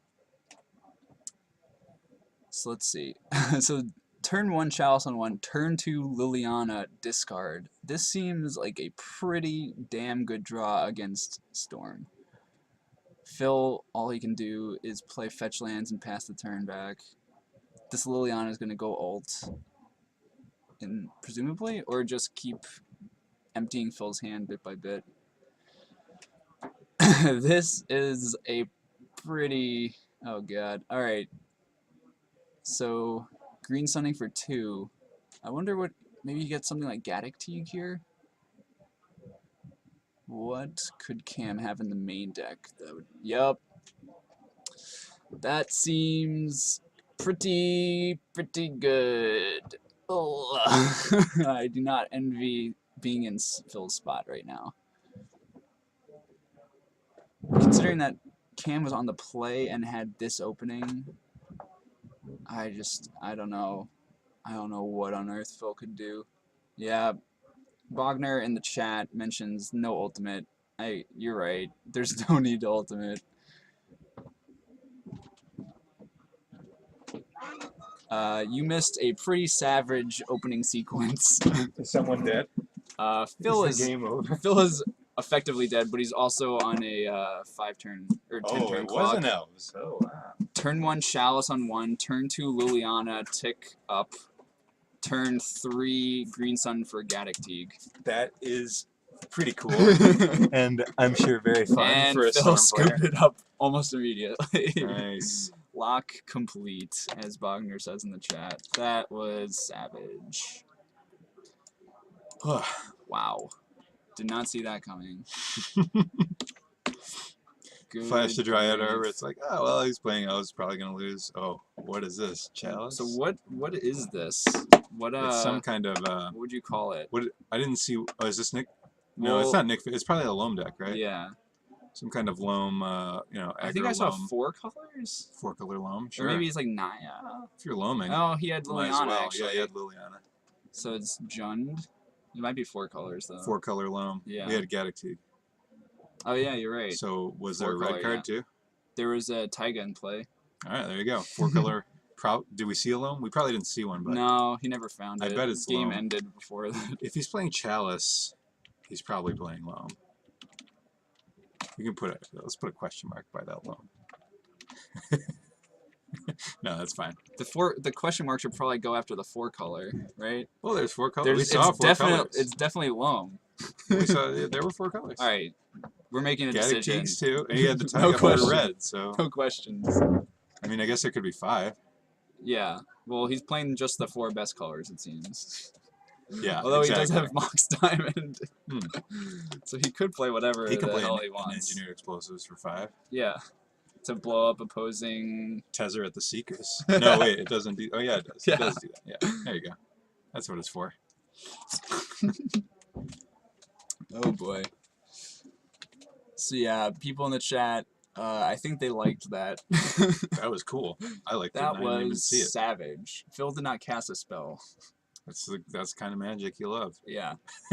People getting locked under stasis and people not being able to cast a spell. This is why we play Legacy. This has been a very like This is not 1999 sort Yeah. of couple rounds so far. This format is brutal and unforgiving. And that is great. Yeah. That's what's great about it. Doesn't forgive us for anything. At least 4 colors. Maybe he has Jace. Bogner speculating about some of the cards. We can only hope. Yeah. We can only hope. That would make a lot of sense, because then if you brainstorm with Jace, you could just dredge, right, with Loam. Yeah, you can draw your 4th and 5th colors. Yeah, that would be good.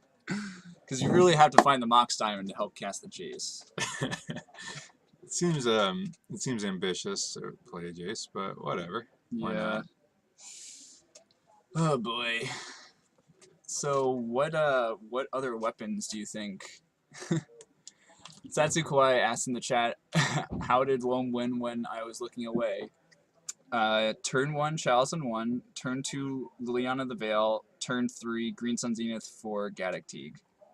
That is basically just the game. That's a nice sequence, alright. Yeah. I mean, it's a 10-turn clock, but kind of inescapable. Yeah, I mean, Storm beating that game 1, it's like impossible. It would have to be a Burning Wish version. You have to Burning Wish, and you have to deal with losing a card every turn in the meantime. Right. And not being able to play anything that costs 1 mana, so. Yeah, it would. I mean, If you maneuvered around that. if Phil's actually, I think Phil is just playing Ant, which means he shouldn't have Burning Wish too, right? Yeah, I think so. I'm not 100% on which Storm variant is which. Typically- but I think that's right. Typically, Burning Wish only goes in Tess, which is Okay, yeah. also a deck that's more centered around Empty the Warrens than Mhm. Tendrils of Agony, typically. But, like, theoretically, you could play some kind of hybrid version. Yeah, because Burning I've Wish seen is just a stuff hell of a like card. that. It's a great card. Yeah. That's a really good card. Burning Wish. Very nice. It's quite good. Its cousin is currently tearing up Modern, Mm. or at least that's what everyone says, even though it's not really putting up the results on Moto. No. Isn't Blue-Red Delver really the big deck on Moto now? Yeah, if you look at the Modern results, it's all Burn, and blue-red Delver with 4 Dragon's Claw on the sideboard. Yeah, great. Sounds like a great format. Modern just keeps getting better and better. Yeah. Well, they did it a great service when they printed Treasure Cruise, right? Yes, they did. Because they made a bunch of the more interesting interactive decks kind of bad. And they just made the less interactive ones a lot better. Yeah. I've also seen burn variants splashing for blue. Sure. So they can play Treasure Cruise. Yeah, I mean, I would. Why the hell not? Yeah. Doesn't make your mana that much worse, right? You got burn spells. They're going in the graveyard every turn. Seems fine. Yeah, Bogner asked which cousin of Burning Wish we were referring to. We were, in fact, referring to Glittering Wish. Glittering Wish. It's, yeah, you can call it a cousin. Of course, if it's a cousin of Burning Wish, you also have to call it a cousin of Death Wish and whatever the white one is, too. I can't even remember. What is it Life called? Wish? No. No, Living Wish. That wouldn't make Living sense Wish is the green one. Yeah. What is the white one? I thought there might be a Life Wish, too. But that would be a bit redundant. Yeah, well, that would be more like a 2-card cycle. Yeah, I don't know. Yeah, shouldn't it be Dying Wish instead of Death Wish? Death Wish. To go with Living Wish? It should be, but I'm pretty sure it's not. Yeah. And the white one, I don't know. I guess. All right. Anyway, those little elegances just go unnoticed so often by wizards. I like it. I like it when stuff doesn't match up like that. All right. That's me. So Phil definitely brought in Abrupt Decay. There's Abrupt Decay. That makes a lot of sense. You got a Polluted Crack in the Delta. fetch. Phil down to 19. I didn't get a look at Cameron's hand, unfortunately. You call him Cameron? I think I said Cameron, but okay. Who knows? All right, turn one. Words are just an approximation of what I'm That's a trying very to good get point. Is Phil going for it? Yeah, he has a hand that can go for it. That's yeah. cool. All right. Oh my so god, this hand is Storm's so at good. 3, 4. This hand is so good. Cracking Holding. LEDs. Yep. There goes that Abrupt Decay. 1, This 2. is definitely one of the ways that. So you got a Storm of 5 here, Yeah. and how much mana? I don't even know. So he had 2 mana to start because the land and the petal. He's got 1 from the 3, ritual, and then 3 + 6, 9 - 2 is 7. yeah, he should have 7 mana. Yeah. 7 mana, right? I presume he's just getting black. All right, Ad so nauseum. Cool. so he's gonna Ad nauseum with 2 mana floating. 2 mana floating. Storm at 6. Probably a blue. What do you think? A black and a blue. Looks that way, yeah. Yeah, based on the color die he's holding. And he's in 20. Or Yeah. he's at 19. The fail rate from this position is almost nothing. Almost nothing, which means it's clearly going to happen. Yeah. I did have someone Ad nauseum against me from 18 and die, Wow. but I was very surprised. Do you think that they maybe should have done something a little differently? It's quite possible. But who the hell knows? Yeah, I don't really remember exactly what happened. I just remember. All right, so Phil found 18, one of the most 17. important cards, right? Just immediately, right, with LED. Yes, he's on 14 now, I believe. 1, 2, 3, 4, 5, 6, 13, 11. And now he's looking to see if that's enough. Can he do it from He here? probably is, to be honest. Yeah. I mean, think he that's could certainly keep going if he wanted to, but There's just no reason to. okay. So, cast Dark Ritual, 4 mana total. I guess one Cast reason. Infernal Tutor, Sax, Lion's Eye Diamond. One reason I could see for going deeper is just to find like a Thoughtseize, just to make sure there's no like Mind Break trap. Sure. Because how Although horrific would the Mind Break trap would have countered Infernal Tutor. Sure. Yeah. So he can be fairly certain, but it would be nice to see Cameron's hand anyway. Oh yeah, I guess just to see what he brought in. He's got, yeah. But yeah. Yeah, that would have been a good idea. Like he had so much life, he could have gone a few cards deeper. Just as I mean, he also might not have. He probably could have gone. He could have gone a lot more cards if he wanted. Do you think he even has that much? Maybe he doesn't want to show more cards. Oh sure. That's a possibility. Although I mean, probably the only card he brought in here is Abrupt Decay, which he revealed with the Lion's Eye Diamond Crack. But maybe he brought in something else. Yeah. Who knows? Kawaii Gaming Guy, Golden Wish. That is right.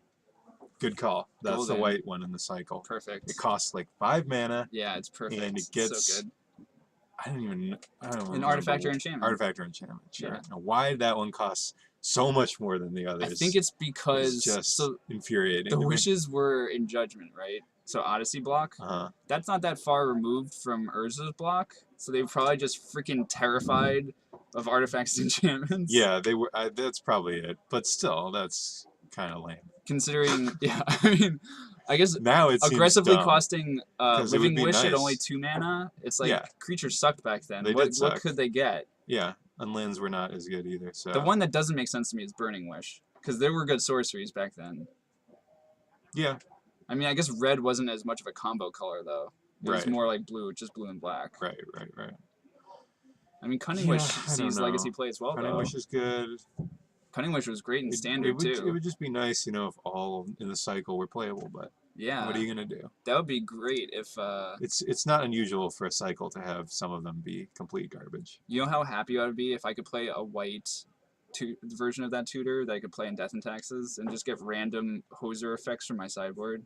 That'd be so good. It'd be so good. They should probably just put it on a creature though, so then I can vial it in. Yeah, they should do that. Yeah, that's a reasonable thing. Do you think? I was thinking about this just like the past week. Do you think that they're gonna, like, how do you think they're gonna treat Treasure Cruise if it continues to be super dominant? Are they gonna try to like approach the card with like some printing, like some new card to try to like nerf it, or are they just gonna like? Do you think they would just ban it? Like they did with Mental Misstep. For which format are we talking about now? Legacy. Are they going to ban Treasure Cruise? Or do you think? I don't think they're going to ban it before the GP. I think they're going to let it happen and then maybe ban it depending on what happens. Well, like with the most recent card that people have been calling for a ban is like True Name. Right. But they printed a card to directly address it with Council's Judgment. And the previous card that was called for a ban was Grizzlebrand in Reanimator, and they made Deathrite Shaman. Right? That's true. So they've like treated the last 2 like supposedly bannable cards by making more cards that are supposed to be good against them. But like, what would be good against Cruise necessarily? Just things that attack the graveyard. I mean, Deathrite Shaman's already there. Yeah. Rest in Peace exists. Well, that's not really a main deckable card usually. Yeah, I mean, it seems like a tough one to address. Like, how do you keep people from putting cards in their graveyard? Yeah, I mean, it's not easy, and there are already so many cards like that out there. Yeah, but they're just not really good enough for Legacy, like Dryad Militant or something. Right. I have seen people on the Death and Taxes forum suggesting it. Yeah, I mean, it's like it's not the worst thing ever, but it's pretty bad. Ryan Bogner in the chat says that the answers are there. The answers are there. I think it's gonna be. I mean, yeah. If they didn't ban True Name, they might not ban Treasure Cruise. That's not to say it's not going to be pretty obnoxious, but he's approaching it from the outlook of a Miracles player, though. Rest in Peace main deck. Yeah, you could just play Rest in Peace Helm. Yeah, yeah. And just have incidental main deck hate, and you'd be pretty well positioned. But not every deck can do that. Right. Though. That's only like you can't really say that a card's been answered because one deck can play. Yeah. Something. It's really like the whole format has to be able to adjust. I thought you were just like how I just lost to a deck that has Sarkin, the new Sarkin, Crystal Maiden. Okay. That'll probably be on next. Who's playing it? The guy who plays Sarkin. Right. Sure. Right. That makes sense. So we just got word from. Oh, it has Tracer as well. All right. So it's like Dragon Stompy. That's gonna be on there. Okay. So maybe next round. We got word that the Stasis player. Stormbreath. Thank you. We got word from the floor judge that our Stasis player from last round just got beat by a Sarkin the Dragonspeaker, powered out by Crystal Vein. That's pretty rad. That sucks. I guess Kyle didn't have the force. I guess not. Sometimes you don't have it. All right, so we got a Loam from, a Mulligan from Cameron. Okay. And Phil looks like he's keeping. For a deciding game 3 here. I see a Brainstorm, an Island, out of Phil's a Lotus Petal. I'm going to lean over to try and see. Phil's sending it back. Okay. I take it back. All right. Got Deathrite. Yeah, I mean, Deathrite's great. One of the suggestions... All the decks are playing for Treasure Cruise, so pretty sure Treasure Cruise is better. One, that is... El Mayo in the chat does have one good idea. Delver's answerable. I mean, the thing is, Delver, like the creature Delver is answerable, but it doesn't mean that the deck didn't get way better with this card. And it's like people are having to bend over backwards. Like, what are most decks supposed to do against the blue-red Delver deck? Like, they only have one card that cares about the graveyard at all. You know, like most fair decks can't reasonably bring in something like Rest in Peace to try to fight that. Right. I mean, like, for instance, not to talk about the stupid pod deck too much, but that deck was really good against Delver, but it's just not worth playing it anymore because the matchup got worse when they can just Ancestral Recall out of... Like, the one thing Delver was missing was card advantage. It had everything else, and now it has that. So you've just taken the weakness that the deck naturally had and eliminated it, or at least severely, or made it less weak in that regard. For sure. So it kind of just unbalances everything. Yeah, it's not great. Like the point of having distinct archetypes is that they all have some kind of weakness. Yeah, so. But now the Delver decks have like, what, 20, 30 cards in common? I mean, if someone can design, so Phil they're both going to 5. Phil's hand had no land. I didn't see Cameron's. I think they're both going to 5. Both going to 5, so this will be a sweet game. Yeah. Even, what do I like better than seeing one player unable to untap or dying on turn 1? How about a double mull to 5? Oh boy. Or Cruise is, Deathray Shaman is a good way to control Treasure Cruise, but the problem is, like, the best deck to play that in is Delver. Or a deck with, like, that doesn't mean you're not also playing Treasure Cruise. I don't know. I guess Elves can play it. Right. Esper Blade can play it, but they're playing Treasure Cruise Elves too is now. Commonly not looking to, like... The deck that just won the SCG Open is Esper Deathblade playing 3 Treasure Cruise. Yeah, a mid-range deck playing it. There you go. So every deck playing blue is going to wind up with it. Drawing 3 is good there too. Yeah. Like, what blue decks don't want it? Like, Sneak and Show probably just plays Dig Through Time instead. Yeah. I don't know. I mean, it's the kind of card that's... It's kind of format warping, but at the same time, the format's already full of blue decks, and everyone gets to play it if they want. Wow. Not everyone. Phil going to 4. We're going to 4. That's not too good. He had a land in his hand there, too. I guess it wasn't good enough. El Mayo asks about Jund. I think that might be one of the decks that's hit by it the most. Because it's like, Delver got way better against it, because they're able to, like, fight against just the attrition elements of Liliana. Yeah, I don't know. I haven't tested that matchup. I mean, Punishing Fire is still great. That's true. Against Deathray and Delver and Stoneforge Mystic and all that stuff. So I don't know. I suppose, right, there are decks that were good against Delver that you can play now, and they'll be better positioned in the metagame, but you also have to... We also got worse against Delver. Yeah, it seems like Delver gets better against all those decks since it has Treasure Cruise. So. Yeah, that's my issue with Death and Taxes at the moment. I used to think that almost every Delver matchup was like very positive, and now even with the main deck spirits, not good enough. They just kill it, then they cruise. You know? Yeah. I mean, like, if I have a Mother of Runes that lives, yeah, I'm probably winning the game. But Farnung, it is a new blue card. You heard right. You should continue to get your news from whatever source you got that from. Yeah, Scry Magazine. The Duelist. I recommend the Duelist. Oh, okay. That's a little too old for me. I was reading about, like, Pokemon. Yeah, Scry's got all the other garbage you don't want. You just want the magic stuff. Yeah. I remember I had an old issue of, I think, Sideboard Magazine with, what's the angel from Apocalypse that destroys all your lands, but if you... Desolation Angel. Yeah. That was, like, the coolest looking magazine I thought I ever That owned. art was sweet. Yeah. I liked that art a lot. It was a shame that the card wasn't a little bit better. Yeah, it's awesome play, I think. A little bit. In, like, block or something. Yeah, like a black-white deck. Anyways, someone got probed.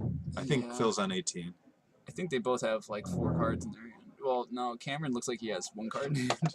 So Cameron's on 18. They are both on 18, Phil's on sorry. 18. Yeah, all right, so Cameron on a mold of 5 in this game, Phil on a mold of 4. And I guess we missed what his hand was, so sorry about that. Too busy talking about Treasure Cruise. Not that we have any problems with it. Liliana, that's a good one. That does seem quite good at the moment. And I think Phil might just be dead. Phil does not have any land. Doesn't have any land. He Discarding top. Ooh, playing top in his deck. Mm-hmm. Okay. That's cool, but That's it's not so cool. good here. It stinks that he can't cast it. It would actually be kind of nice. Are you gonna play a pedal? He is. I mean, He's gonna. Oh, what's this? Brainstorm. Okay, he's looking for land, and he's could he possibly getting better stuff to. Keeping something good to discard. I guess Could he go off? He could. If he went. If he just had actually, it all. I don't even know. I mean, he Probably has some to way to do it. aggressively try to go for ad nauseum, I would imagine. Yeah, and he has the ad nauseum. I saw it. Just every turn he waits, it's just getting worse, right? Yes. But if he gets it off successfully, he could win still. He's still at a kind of a high life. Oh, Phil should probably be at 16 actually because he got attacked. Correct. And he probed. Correct. He's having a tough time with this brainstorm, which is understandable. All right, looks like he's got it and playing a land. And I think That's saying good. go. Yeah, saying go. So And he can. Cameron has no cards in hand, so Right. it's not like he can do that much either. Yeah, but he also can eat 3 cards out of Phil's graveyard. Like, one of He the can do ways that. out would be. Past and flames? Yeah. And that avenue's getting closed to him Yeah. quite quickly. Okay then. Oh, goodness. That is nice. That is shiny. I think Phil actually might have a chain of vapor though. Okay. But he's you gonna do have to it? shuffle away that ad nauseum if you put it on top. So that's just so disgusting. Can he wait? Especially because he mulled a 4. I mean that obviously makes it a lot worse. This is I don't know God. how he could possibly get out of. Oh, he could chain it in response, and that gets rid of the Canonist. Chain what in response? Yeah, well, so Cameron +1 Liliana. So if he chains Canonist in response, he'll have to discard it. Oh, that's To pretty Liliana. sweet. Oh, yeah, Mhm. yeah. So that's a cute trick, but at the same time, he's Is not it going to have worth it any. even? Well, he's not going to have any cards left in his Right. hand if he does He's that. probably trying to figure out if he can actually. But I don't really see how he's winning if he doesn't do that. Right. So I think he's going to do that. So did Cameron actually take it up? He did. Okay. It's on 5. So that's great for him. It's pretty good Yeah. news for I mean, Phil. it's an like. You should. I think taking it up is correct there, but he's getting punished Yeah. for it in this particular case. I mean, yeah. What are the odds that the chain is there? right.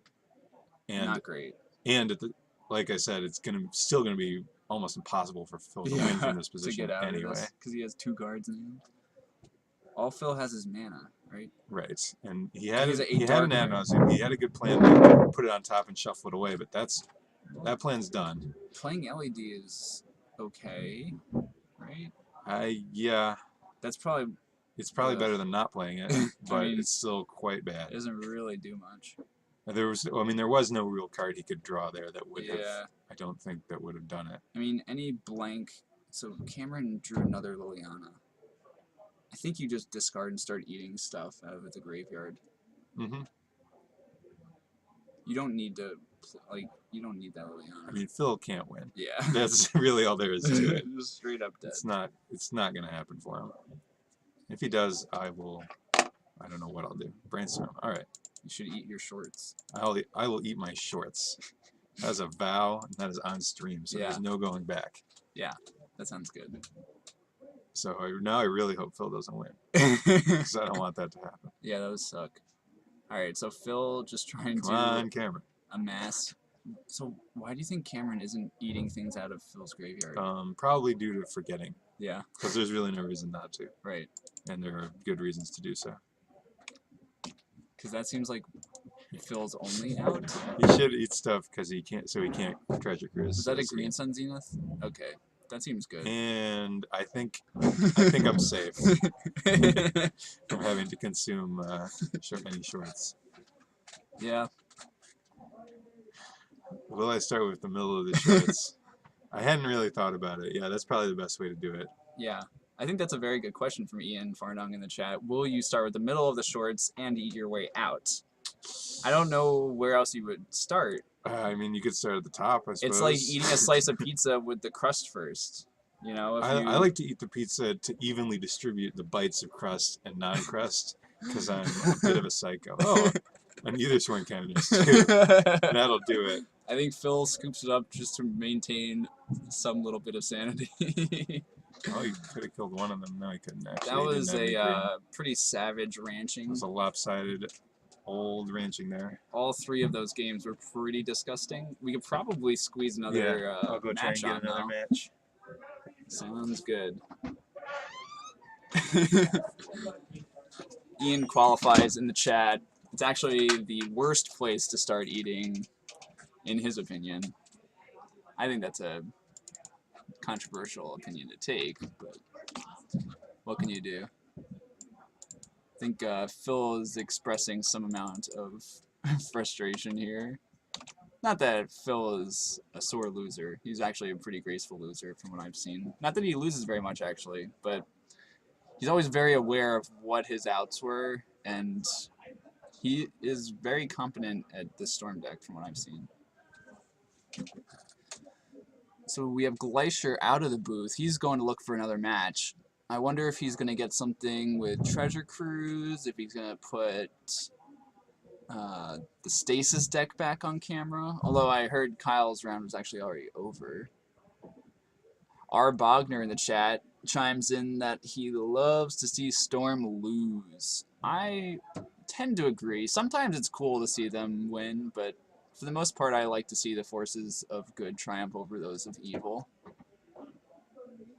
Although I would say that I prefer to see Storm, like, as far as combo decks go, I'd rather see, like, Storm win than something like Sneak and Show win. So I think the games are, I think it's a lot more difficult to pilot, basically. Not that controversial of an opinion, really, but Deadpool in the chat says, let's see some Bud Delver. I wonder if that is supposed to be Bug Delver, which would really be Sultai Delver. Probably Sultai.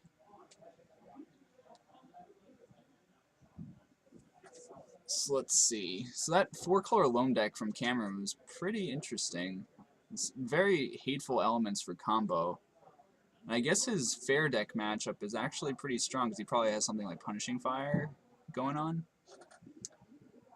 Dr. Brian Pepper chats in. Let's see, Reanimator. Another fun interactive deck.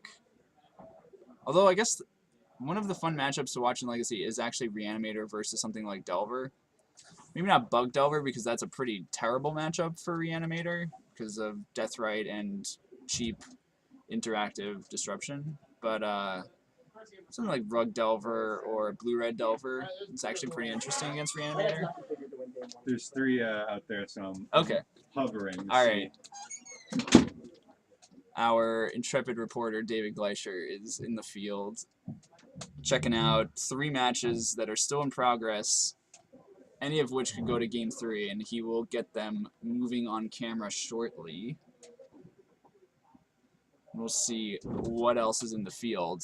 The decks that we know so far are, we know that Peter Kostopoulos is on Blue-Black Tezzeret. He lost to Kyle Norman in round 1, who is on camera with Blue-Red Stasis, featuring such hits as Ralzarek, Propaganda, and Back to Basics. A very spicy list. A kill condition in Keranos, God of Storms. Pretty awesome card, if I have to say. Next round, round 2, we saw a 4-color Loam deck out of Cameron McGraw take down Phil Silberman on Ant in 3 games. And that's where we are currently. We're waiting to see if we can find a Game 3 from another match. Checking out... Oh, is this some movement? It looks like we have another match. Alright, so let's see what we got going here. Looks like we have Tony Zinni on the right, judging by those big spaghetti hands. Spaghetti Zinni is typically playing some sort of Delver deck. He played Blue-White-Red Delver on last Thursday against me and soundly crushed me, so we'll see if he's bringing the same thing to the party this week. He mentioned to me that he's not a huge fan of the deck. It does... Jeskai Delver does tend to get some pretty anemic draws at times when it doesn't draw a threat. It just draws a bunch of spell pierces and just kind of does nothing and dies sometimes. But we'll see if he has stuck to that deck or if he's moved on.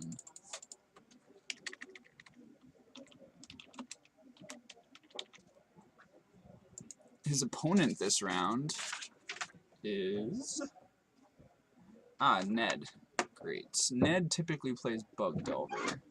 All right, we got another match. Yeah. Ned versus Tone. That's right.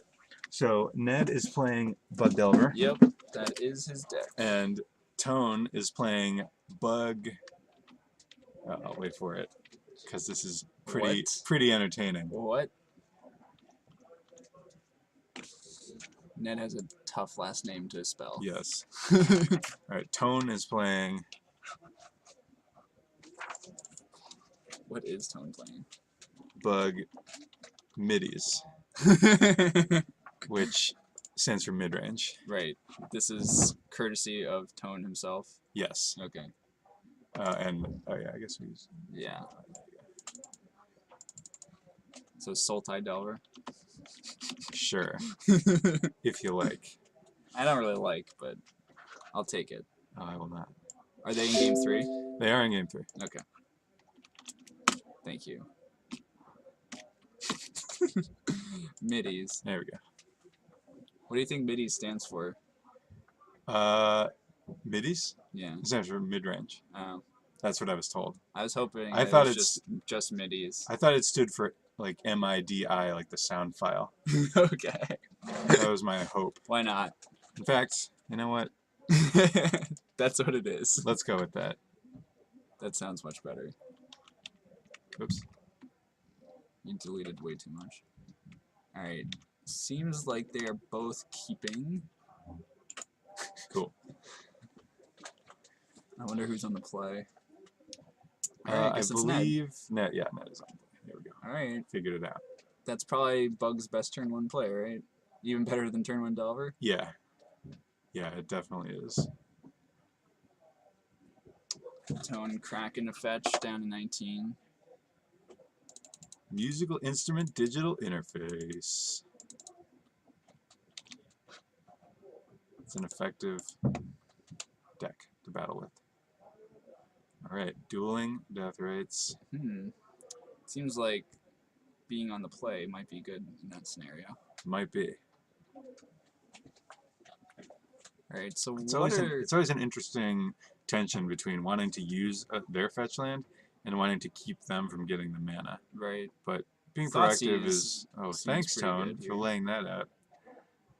Off camera, we got the Bevelstrix, the Treasure Cruise, that looks like a Tarmogoyf. New art. Can't tell that last card. Is that... Between the glare and most of it being off screen. I Right. can't quite make it out. That's not a Shardless Agent, is it? Let's see if he moves the cards Takes over at all. Baleful Nope. Strix. There's a Is that Nile Nile Spellbomb? There is Okay. a Nile Spellbomb there. Okay, so it looks like Ned's leaving open the death rate to prevent Tone from getting any more mana. Do you agree with taking the Owl there? The Owl's pretty good against Bug Delver, so I could definitely see that being good. And he has death rate to control Treasure Cruise. So And yeah, I Glyph. actually do like that. I mean, I don't know every single card that was Right. in his hand, but that does seem like the best thing to take. I guess the other choice is just... You could just take the Cruise, but I guess he has 2 death rights, so Could take the Cruise. chances of that... Right, you get 2 coming death online rates are to try and pretty low. control the Cruise. You could also take Tarmogoyf, but I guess that's the same battle. It's the same battle, but that way, when you abrupt decay a Tarmogoyf, they haven't drawn a card off it. Right. So it is a little better. That makes sense. And now any Delvers that He's trying Ned to eat finds, that. Ned is going to eat it in response, that's the whole idea. Mm-hmm. And probably a Tarmogoyf showing up to the party here. Seems like it. That is the card that Tony has pulled to the front.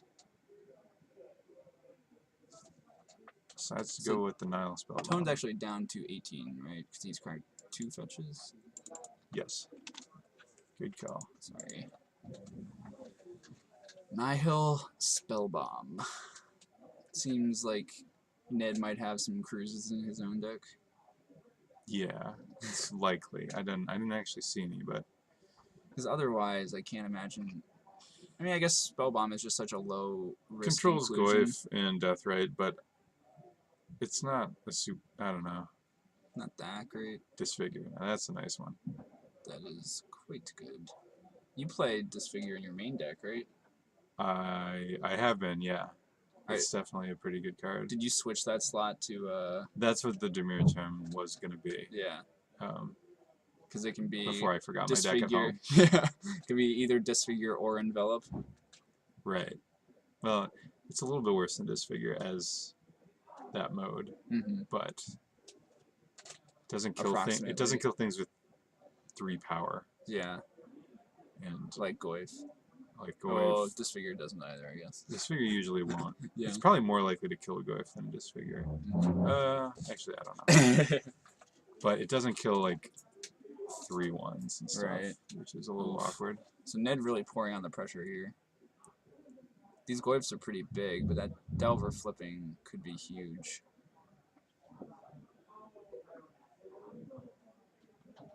Ugh. Boy, Brainstorm. That's a good card.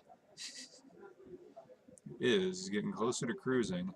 Yeah, through 2 Death Rights, potentially. Like, potentially, yeah. Ned should maybe be thinking about... Did Ned eat something at the end of Tony's turn, last turn? He may have missed doing that, I'm not sure. I don't think he had an open mana. He had 2 Death Rights, so he could have used... Oh, I guess he did actually make a Right. mana. Yeah. And right, because he fought Tony's Death Right for mana? Or was that the turn before? That was the turn before. Okay. But yeah, I think he had 2 Death Rights open, and it seemed like he was... It seemed like he was going to do that, but then it didn't happen. So maybe he forgot. Alright, so 2 back from Brainstorm. And a cruise is a possibility, but... The thing, I mean, Ned just has to stay on top of it, right? Yeah, he's so far behind on board. Yeah. Tone is, that I mean, even a cruise might not dig him out of this. He's going to eat the owl as well this turn, or Death Right? Probably Death Right, because then his Goyf will still be big. Well, both Goyfs. Both. Oh, yeah, that's true. Yeah. That's basically the same, probably. Although Ned could, well... I mean, this way, he can, if he blocks, then he can eat the owl to have both Goyfs die if he wants that to happen, which is pretty cool. It's a good option to preserve. All right, Delver did not flip. It looks like he drew a land, and Ned has other card. Ned has a cruise. That's cruise. Yeah, so that cruise is pretty far away. The Sultai watermark is very nice for being able to tell what cards are in people's hands. That's true. So what do you do this turn? Do you attack? Do you make the Tarmogoyf attack? I think he already passed. Okay. Looks like Tone took a damage there. So I guess Ned's just waiting for his Delver to flip. And I guess, I mean, he's just sitting on Death Right. Yeah, he's got Death Rights. He's got some damage appearing. He wants to keep those up to keep Cruz away. I mean, do you think that Ned should eat spells out of his own graveyard? Because, I mean, Tone has a Nihil Spellbomb anyway. Like, I think his priority should be keeping Tony's graveyard empty at this point because of the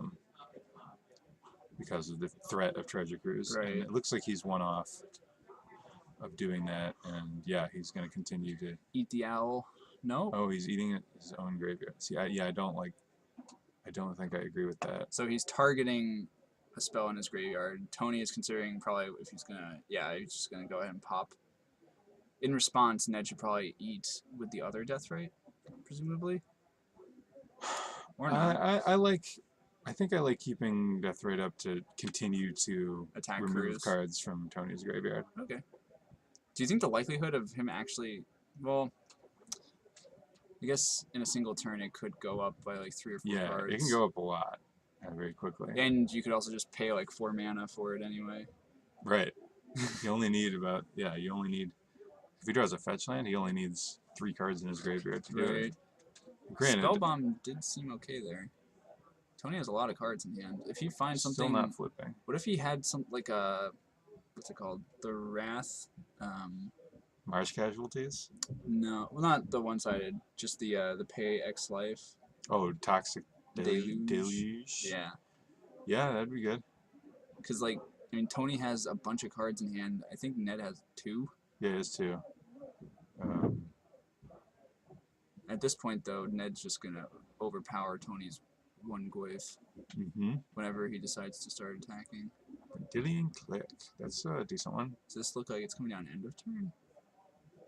And Also, these goifs are only 2/3s. Yeah, the Goif's got smaller. Oh, he's okay. He's clicking away his own cruise because he can't cast it. I guess that's reasonable. Seems reasonable.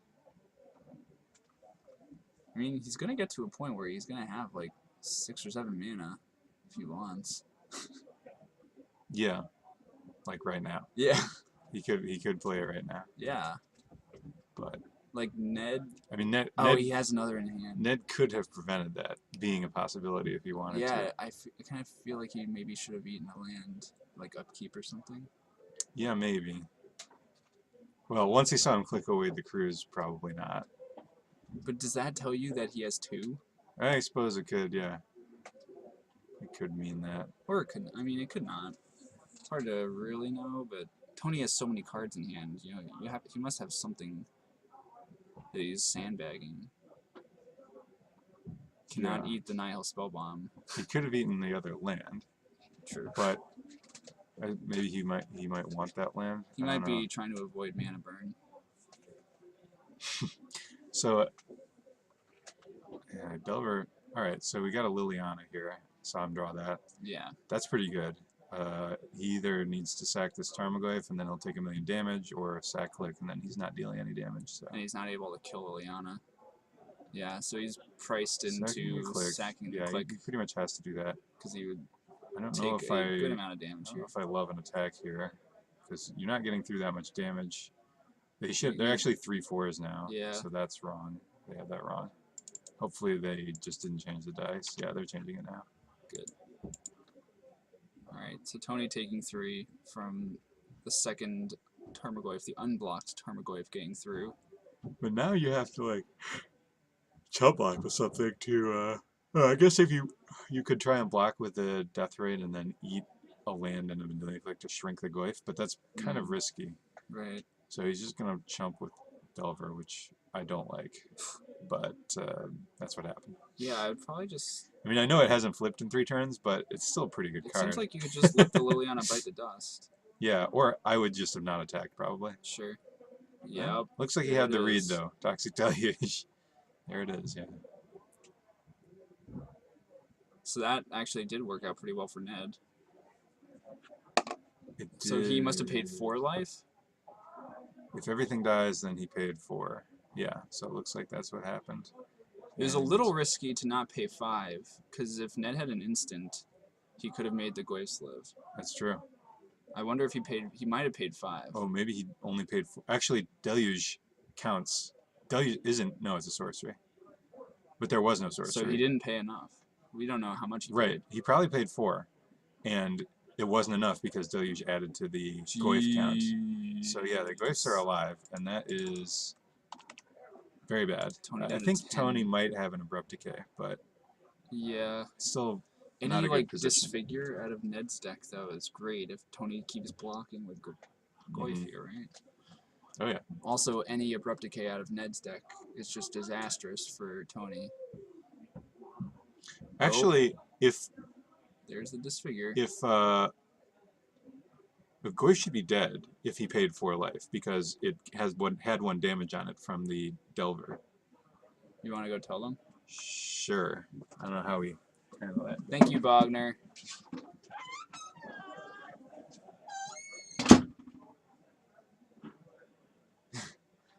Got a pretty complicated turn right there, so some things might have been missed.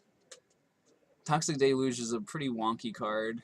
Yeah, they just figured out the Tarmogoyf thing there.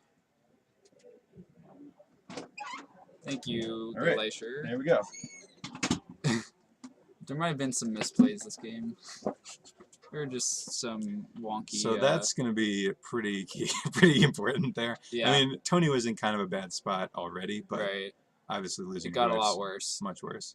Especially a turn later, because he may have done things differently if he had known that it was dead. So Tony just discarded a Treasure Cruise to Ned's Liliana. Yeah. Do you think that means that Tony has another in his hand? Because I can't imagine a card better to keep in your... Like he had maybe it could be an Abrupt Decay just because he really wants to kill that Tarmogoyf. Oh, sure. I mean, he's at 10. He might even be at... That's fair. Well, Ned just cruised. He's probably at less than 10, right? The Goyf was, what, a 4 or 5? Because he should have been at 10 after the Deluge. Oh, you're right. So he should be at like 6 or something. 5 or 6. Well, I marked the 4 life from the Deluge. That put him to 10. But I guess, yeah, Ned just attacked, so. No, his other Goyf got disfigured, Wagner. That's why it died. He played the Tax Deluge, and then he disfigured the Goyf, too, to kill it. Yeah, if he deluges for 4 after the Delver chump block and put 1 damage on it, then the additional -4 from the deluge. No, I think Wagner's talking about Ned's other Goyf. Oh. Which died because of disfigure. 6. Jeez. Boy, all right. It was. Decay. So I'm pretty sure that his last card was that Decay. Okay, that makes sense. And he got to kill Liliana with Pit, so he's actually not in a bad position now. However, that's probably going to kill him. Well, 1 cruise could do a lot of work right here. I don't know if Tony's at 5 or 6 right now, because I'm not sure. It's pretty relevant. I think that Liliana died afterwards, so he should be at 6. I think that's right. Okay, so he's found a... Was that Goyf Liliana Bayou? This could go either way now. Real good. This has been a pretty wonky game. Mm-hmm. These bug mirrors seem pretty back and forth, though. What does? These bug mirrors. Like, they seem pretty, like, swingy. Yeah. Like, the pendulum goes back and forth, right? Yeah. Yeah, they are. Tony's version is a little... It's not like a super aggressive bug Delver deck. Yeah, he's playing Baleful Strix. Delver. I don't think he does have Delver. Yeah, so... It's like back in standard, Delverless Delver. Mm-hmm. Just upgrade to Baleful Strix. It's just like a bug mid-range deck. It looks like he isn't playing Shardless. Yeah, but Agent. he is playing Cruise. He's playing Cruise, which I like. Yeah. I do like that better. Seems a lot better than Ancestral Visions. Ancestral Visions. Or Ancestral Visions. Okay, so Ned took a damage there. Or paid a life, whatever. And I think they have a few extra minutes, so the round time's over, but they still get to have a few minutes. Okay. They do need to play somewhat quickly, though, because if Tony's going to win this game, I mean, he's many turns away from doing it. This Tar Pit is a 6-turn clock. Mm-hmm. See, if Ned has run through a lot of threats. Like, that Deluge killed, effectively, like, 4 creatures. There's only, like, what, 12 or 14 in the deck? Mm-hmm. Usually 12. Sometimes people play, like, True Name. Some people play more, because... I do see a True Name right there. Jeez. Do you agree? So we see one of Ned's exile cards is a Golgari Charm. Do you think that's good in this matchup? No. I mean, it can kill a Baleful Strix, I guess, but I don't really like that. I don't know. I'm trying to think if there's some other card it could be good against. Is that a foil? It doesn't even stop Toxic Deluge, so... Yeah. I mean, I guess it stops Abrupt Decay. Yeah. That seems pretty marginal. Marginal, yeah. Is it better than... Maybe he boarded out Daze. I guess Daze and Force are not great. So no, I actually still like him.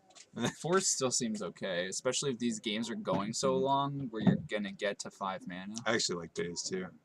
Okay. I mean, Daze is just awesome. Like, I don't know. I think it's worse against a mid-range deck like this. Yeah, that's true. He probably has more lands. Alright. So Tarmogoyf versus Liliana. So Ned has Ancestral recalled twice. Looks like Tony might be about to do it again. Double cruise. Let's all reload now. Tarmogoyf is a 5/6. Another Tarmogoyf pass. Okay. They are all 5/6s. Did not. Looks like Ned has a Did not do Brainstorm. anything with Liliana, which is interesting. So he must like his card in hand. I guess, yeah.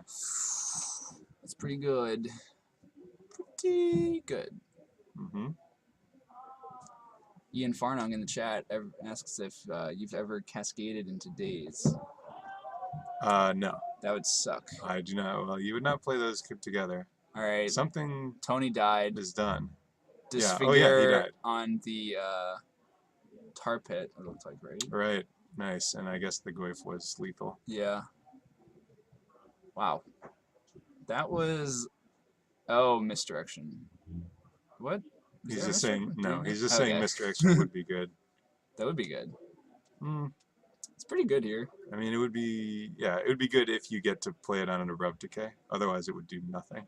Yeah. I mean, Well, I guess maybe Thoughtseize Hypnoturn? or him, if people are playing that. what do you like? I don't know. Do you like Yeah. Thoughtseize or him better? I don't know. I like him better, I think, but it's tricky. Because him They is the both more have- like powerful card in a vacuum, I guess. Sort of. Right. Yeah, it's definitely the more powerful card. Right, in like mid-range type matchups. Thoughtseize So I better think I against think I combo. like him better as a main deck card. Sure. I still don't know. I'm like debating now between those and Stifle. Because I kind of want to just phase all of them out and play like if Dimir Charm's good, I'll just play that. like a bunch of them. Like 2 and then some other random cards. You also really like Envelop, right? Envelop's good, yeah. I do like it, but There are a lot of really powerful sorceries. yeah, I haven't gotten to test Dimir Charm, but everyone says it's good.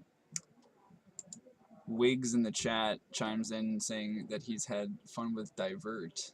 Yeah, Seems pretty good too. diverting spells is That's Spell Removal Pierce. spells It's is like the pretty great. misdirection Spell Pierce, right?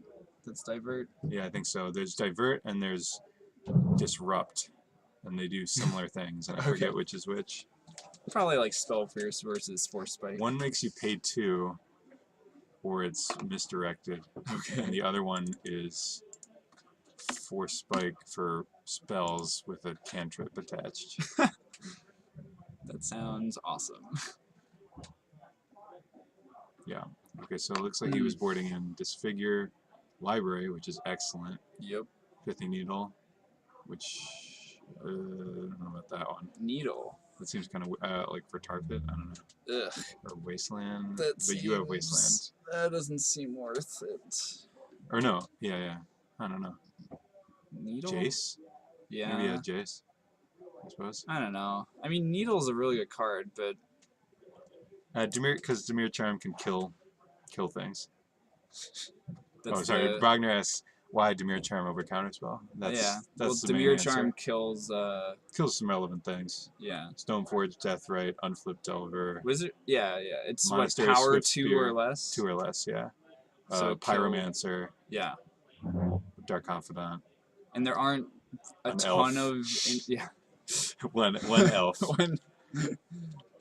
Uno elf. It does suck that it can't kill a Flipped Delver. I mean, if it hit 3, it would be so much better. It would be probably. You get Click, you get too Flipped good. Delvers. Yeah. What else? Sarah Avenger. Your Sarah Avenger, more likely to be able to get a Tarmogoyf with it, although Vermont. still probably not. Brahma, sure. No, it's not. Yeah, Doesn't why matter. not? Sure, throw that in there too. Yeah. Why not?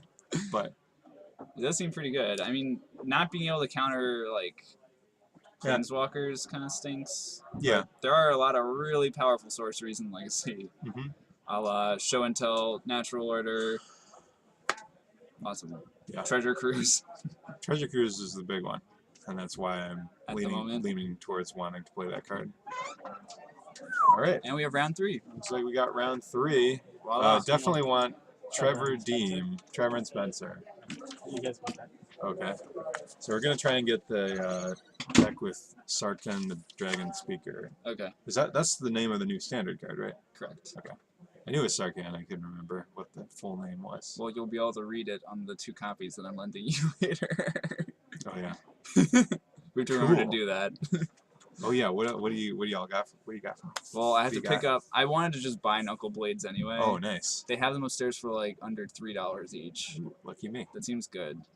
I just Yeah. want them. That's a good 'Cause That's a good price. If Kibler's deck catches on, I could see those being as much as like Mantis Mhm. Riders. You know, It probably won't, but probably hey, not. who yeah. knows?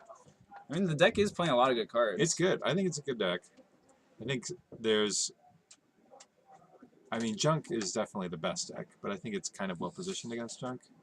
Yeah, it seems like And- Pelucrano seems good there. Air of the Wilds is solid. Yeah, it's at least okay against it. Yeah. And also having the flyers, having you know, it- Stubborn Denial seems insane against the mid-range version. Yeah. Just like Countering removal spells and then. doing whatever Just you, get hit. whatever the heck you want, right? Mm-hmm. All right. Yeah, so for very very efficient. do we know who is on which side? Oh, Spencer Miller. I think that's Spencer, right? Hey, is Spencer on the left or right? Can't really see. Is Spencer on the left or right, Chuck? My left. Okay. Look at them. Also our left. Right? Oh no, sorry, other way around. Other way around. Okay. Yeah. Sorry, they're both. All right. These are white guys. You want to start it? Brown hair. Yeah. Okay. And go.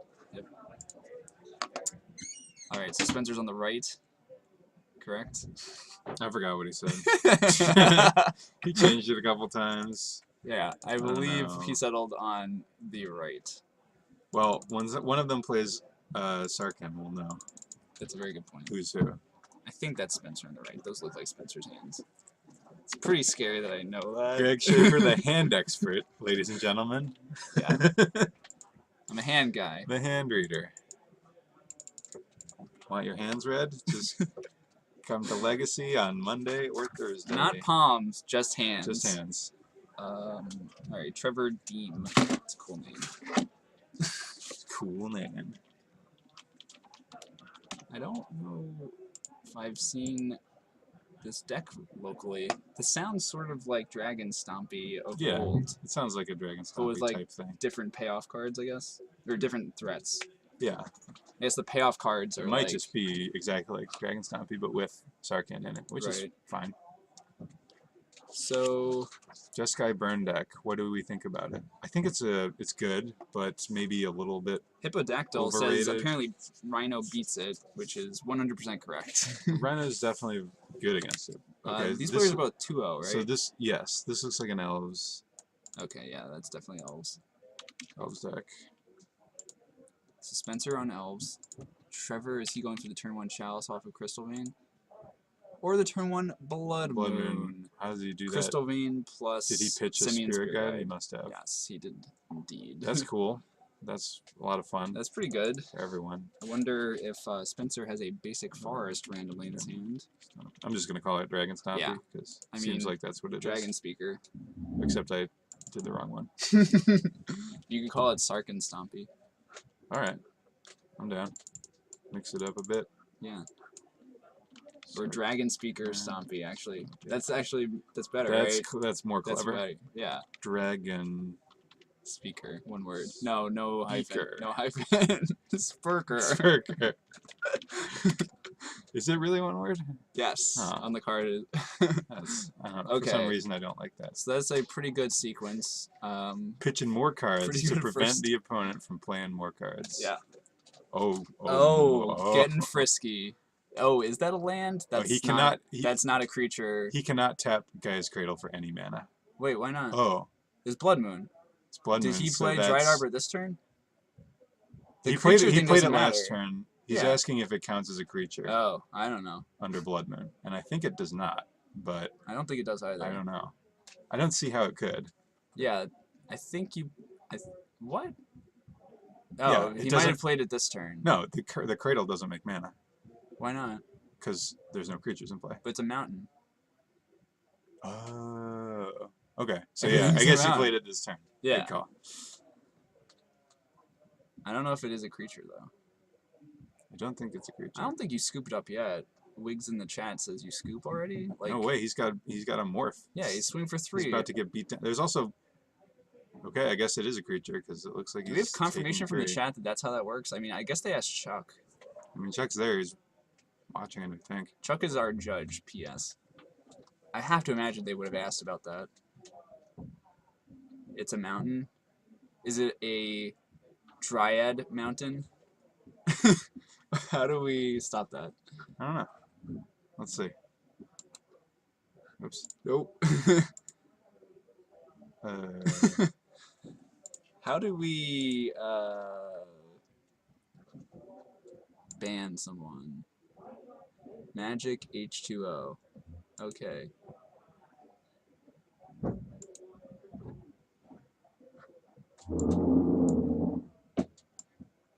That one? Ban? Yeah. That's good. That was a good one. It's probably Stefan, right? Did it I work? don't know. Let's go back and see if it's still blowing up the chat. Oh, good. It Message works. deleted. Yay, there we go. Get the fuck off our chat. Yeah. That's just it's just annoying. Oh man, we missed that. We missed the dragon. The dragon being played because we had to do it. Uh, Oh well. How do you What is that beat in his that? graveyard? Is that a Is that? seething song? Yep. Has to be. Yeah. That is the what set is that from? I don't recognize that art at all. Is that like Modern Masters? It's some Could be. or maybe like a dual deck or something. 1/1 Mountain Dryad. That's insane. It's messed up. Well, I was pretty into. Oh, we haven't been doing life totals at all, by the way. Oh, poop. There's been a lot going on. Well, this race seems actually. How many times has he attacked with these? Yeah, let me go check. 'Cause that's pretty relevant. I will. Because I mean, Trevor's only attacking in for 1.1.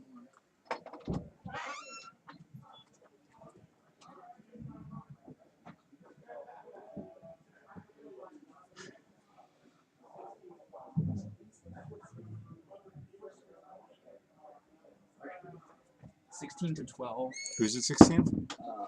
The dragon. No, the elf players. So then the Dragon Stompy guy's at 12? Yeah. Oh, and I guess he's about to go to 9? Because Yes. he just got attacked. Yes. Alright. Well, I guess he's at 9 then. What do you think that morph is? Morph is probably a Birchler Rangers. What I hope. what percentage chance do you think there is? The I Birchler like Rangers. 90. Ooh, 90? we got a Green Sun Zenith. What could he get? He could get a Reclamation Sage and blow a Blood Moon if he wanted to. And it looks like, well, That is the I play. think he's blowing up Blood Moon. Maybe he's blowing up Okay. Chalice. He has a forest. He has a forest, but like, No, nothing else. can you really do enough with one forest? I don't know. If you could, can you unmorph the Birchlore? Maybe make green mana with that. Yeah. No, he needs 2 elves. Well, that plus Reclamation Sage. Isn't Rex Sage a human? No, it's an elf. Oh, nice. Yeah. So That you can. is pretty powerful. Yeah, it's really, really good with Wirewood Symbiote. Oh wow, Yeah. that's nice. Okay, so That get your motor running. that's pretty good. So My motor is puttering. I don't to know a if start. Trevor's clock is not fast enough here. I mean, Spencer just has to attack twice. Yeah. Like, doesn't It's Trevor have pretty to hilarious. stop attacking Yeah, but then he's gonna lose. to Just Elves player Getting actually out of playing it. cards. Yeah. So I don't know what his options are here. But attacking That might be his is best bet. Actually, nuts. if he can somehow get 7 mana in Monstrous, he could win. I don't know if that's a reasonable Well, thing. he has 4 in play, but he needs double 7. red. Yeah, well, he's got 2 in play because of this Blood Moon. Oh, you're right. He does have the 2 red. He needs the other 5. All right, so hit for 5 down to 3, drawing a card. Monstrous would do a lot of Ooh, damage. That would be awesome. It'd be a great way for this game to end. Like double Seething Song. But now even blocking isn't enough if we have the life totals right, which we might Yeah. not. I believe we do. I mean, he's not dead this turn, right? I think he is dead this turn if he's at 4. Oh, you're right, you're right. Spencer's probably just adding whatever to his I looks think like a it's heritage. Heritage Druid. All right, so there's your green Do you mana. think he's just gonna try to go off? He might. Yep. 3. Oh, is he casting out 4, of 5, post? 6. What is this? WUBRGxyz. Thar. Why not? That is delightful. Chalice for 1. No, right on that's time. not going to do it. Well, isn't Trevor dead then? Yes. Did they both miss the trigger? Looks like that happened. They both missed the trigger on WUBRGxyz. Yes.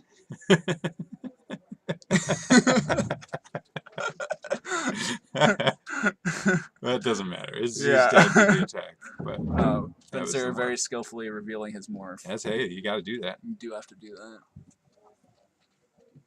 That was a hell of a game. That was a great game. These games are delivering big time. You picked a very good match this Thank round. you. That's how I roll. Yeah. Pick good matches. Wait, that's not the record. That is Where's the their, game record? match record. Where's the game one? Oh, that was match record that you clicked on? No, match record should be it. Oh, mana trigger. Yeah, that Yeah. is what we got. How painful was that? No, it was cool. That was pretty awesome.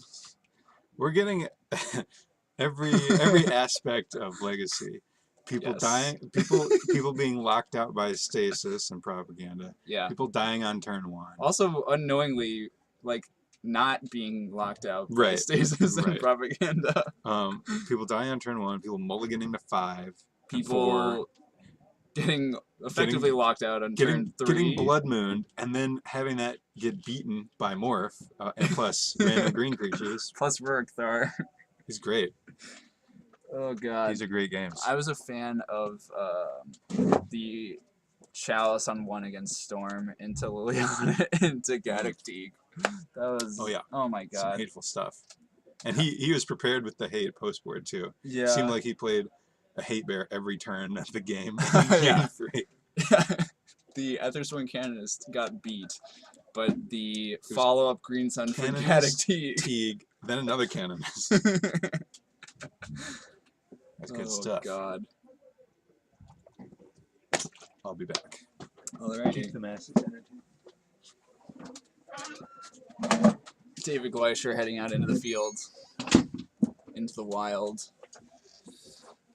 R. Bogner, I hope that did make your night. That was a hell of a game. I wonder what on earth Trevor could do to what both of these players could do to one-up that game.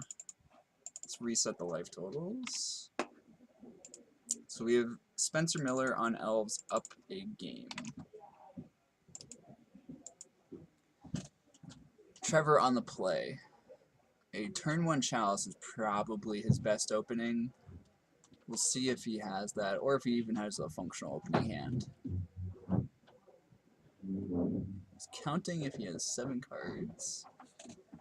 Alright, shipping it back. That is one of the issues of these Dragon Stompy style decks, is you need an opening hand that does something powerful on turn 1 or 2, but then also your deck is like around half mana anyway, so like getting the right balance between fast mana and actual hate cards, disruption cards, is it's pretty tough to balance. Oh, Bogner in the chat clarifies that the turn 1 Chalice against Storm made his night. I guess Bogner enjoys seeing Storm lose. So I guess that's one opinion you can hold. Alright, off to the races. Trevor has 3 mana on turn 1. Nope. Just tapping Crystal Vein for 1. Okay. So he values his Crystal Vein higher than the Lotus Petal. That makes sense. So he has a turn 1 Chalice on 1. I'd imagine that Spencer did bring in WUBRGxyz for this matchup, though. And it looks like, from what we see Spencer searching his deck, that he has in fact brought in WUBRGxyz. Spencer also searching out a basic forest on his first turn to play around potential Blood Moons or other non-basic hate out of Trevor's deck, a la Magus of the Moon, something like that. Back to Trevor, another Crystal Vein, and just a pass of the turn. Alright, so valuing the Chalice on 1 very highly. Here we see a Bayou out of Spencer and an Elvish Visionary, keeping his hand size high. Looks like Spencer actually has the WUBRGxyz in his hand. Not the best place for it. I think he also has a Craterhoof in his hand, so maybe not the best opening hand for Spencer, but it did have a fetch to find a basic forest, which is kind of step 1. Back to Trevor. We have a lot of mana out of Trevor here. Alright. Sacking 2 Lotus Petals. No, sacking... Whoa, okay. There's a dragon. Right, dragon Swinging again. for 4. Down to 15 for Spencer. So that was a turn 3 Stormbreath Dragon. Pretty good. Turn 1 Chalice, turn 3 Stormbreath. Pretty good. This is also on a mulligan for Trevor. Alright. So here... It looks like that Chalice is doing some work. Well, Spencer has passed the turn without doing anything. It makes me think that he might have Abrupt Decay end of turn. Oh, no, it didn't. Okay. Just has a bunch of 1-drops, probably. Yeah. That Visionary is getting in, too. Let's not forget that. Oh, that's a good point. I don't know how many times he's attacked. I believe just once.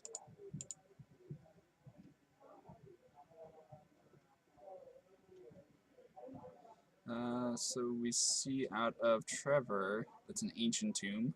Ancient Tomb, Chrome Mox. Oh, that was already in play, or no? The Chrome Ancient Mox? Tomb is new. The Chrome Mox Oh, okay. was from when he cast the dragon.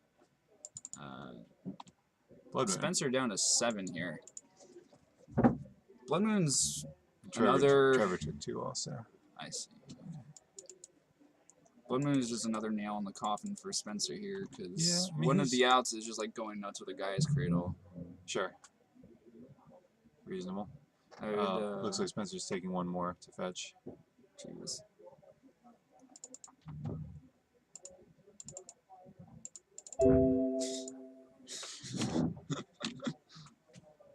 I love Windows.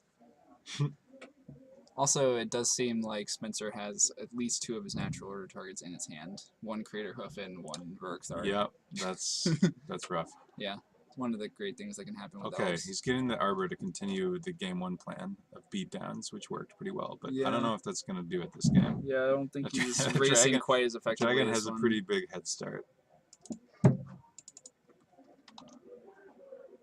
Trevor down to 15 from that attack for 2. What is this? Attack for 4. Looks like that's happening. So, I believe that Spencer's down to 2. Magus the Magus, Moon. more moons.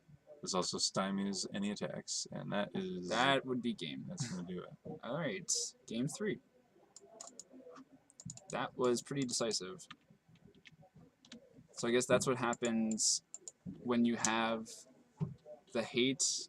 Spencer doesn't have the immediate decay, and Trevor had like a pretty quick big threat. Storm Breath. It's a good threat. Pretty good one. Doesn't Hard get to- swords, doesn't get bolted. Doesn't get blocked, really. Yeah. Gets past Delver, doesn't trade with Delver. Seems like probably the It's a best good one to have. one. Maybe Thundermaw, but that gets swords too. Oh yeah, Thundermaw does get swords. And it's not like Being there's a ton sword- of lingering souls Yeah, around. being swords proof is pretty good. Yeah. Swords and bolt and decay. Yeah. Seems like probably the right thing. So we get some criticism from Wigs in the chat. Kind of being a little critical of Dragon Stompy. I don't know. It does some powerful stuff. I mean, historically, Blood Moon effects have been really good in competitive level Magic at times. That card's super good in Modern still, even with like the new fetches. That's like one of the draws to playing the Blue-Red Delver deck in Modern, actually. It's Blood Moon, yeah. a pretty good weapon against like Pod or Blue-White-Red control. Yeah. Or Jeskai combo. I'm not sure what they do about that. Can't they still win through it? With They their mana can creatures? if they already have enough in play, but if it comes out with a clear board, Oh yeah, they're screwed. that'll do it. Alright, game 3 for all of Z Marbles. We pay out in marbles here. Yeah. It's kind of crappy. Just kidding. Yeah. Jokes. Alright, so it looks like we got a Magus, a Blood Moon, I think I saw a Sarkhan in that hand, which Why the hell not? has me pretty excited. Please Taiga- contain your excitement. Taiga Mystic. That's Alright. nice. It's one of the Does better he have the openers. acceleration? No. Yeah, that's what he Mountain- didn't have was acceleration in that hand. It's kind of slow. Yeah, that's That's a- not a good sign against no, Elves. that's a If you give risky- them 2 turns to set up, It's a risky thing to keep. yeah. Wiggs makes a comment that the Dragon Zombie player would have won game 1 if he had the dragon sooner. That's correct. Sounds right. Yeah. Yeah. I can't argue with that. So his Thank threat you. didn't come down until like turn 5 or 6 or something. Right. The morph beats were going before that. Spencer Going down to 19 from a fetch. Fetching up a basic forest, which seems quite wise in this matchup. Mm-hmm. Yeah, Spencer's way ahead, even though it's only turn 2. He hasn't gotten Chaliced or Mooned, and he already has a basic land and a mana elf in play. Yeah. So a lot of Trevor's lines of attack are shut off here. Yeah, the Queen Ranger in his hand also allows him to basically have 2 activations of Does he have a Quarian Ranger? yeah, he has 1 in hand. And he chose to attack instead of playing it. Interesting. Maybe setting up for like a glimpse turn or He something. might be scared of Pyroclasm. Oh, Pyroclasm, yeah. That's a reasonable thing to play around. But now he's going to get kind of punished by that Trinisphere. Yeah. Oh, 17 actually, because Yeah. Spencer attacked for 1 plus the Ancient Tomb. Anger? I don't really see how giving your guys haste is all that good. Hey, yeah. Anger of the Gods. Yeah, Seems or quite Pyroclasm. Either one. Are there a lot of X3s to kill in Legacy? No. I guess exiling is relevant with Cruise, sort of. Yeah. Yeah. Not really. Yeah, 2 mana is probably just more relevant than the exile effect or the 3 damage. Yeah, I would think so. Was that That's a Scavenging Ooze so what did over there. Spencer attack for 2 that turn I and think just he- play a Scooz, or did he attack for I think 3? he attacked for 3. He has the a possibility of untapping if he needs to. So he really, I think he's scared of a Pyroclasm. That does seem like. Or why no, I'm sorry. He could have only attacked for 2 because of Trinisphere. He needed to take 3 for that Scavenging Ooze. Oh, right, you are. Heyo. We got jokes here. All right, this is how we roll. Yeah. Okay, 2 more damage on Trevor for a Moon Man, as they call it. Where do they call it though? You know, around On Earth. on Earth, yeah. All right. That the Magus does a little. Not a whole for lot. Trevor, not a ton. It blocks.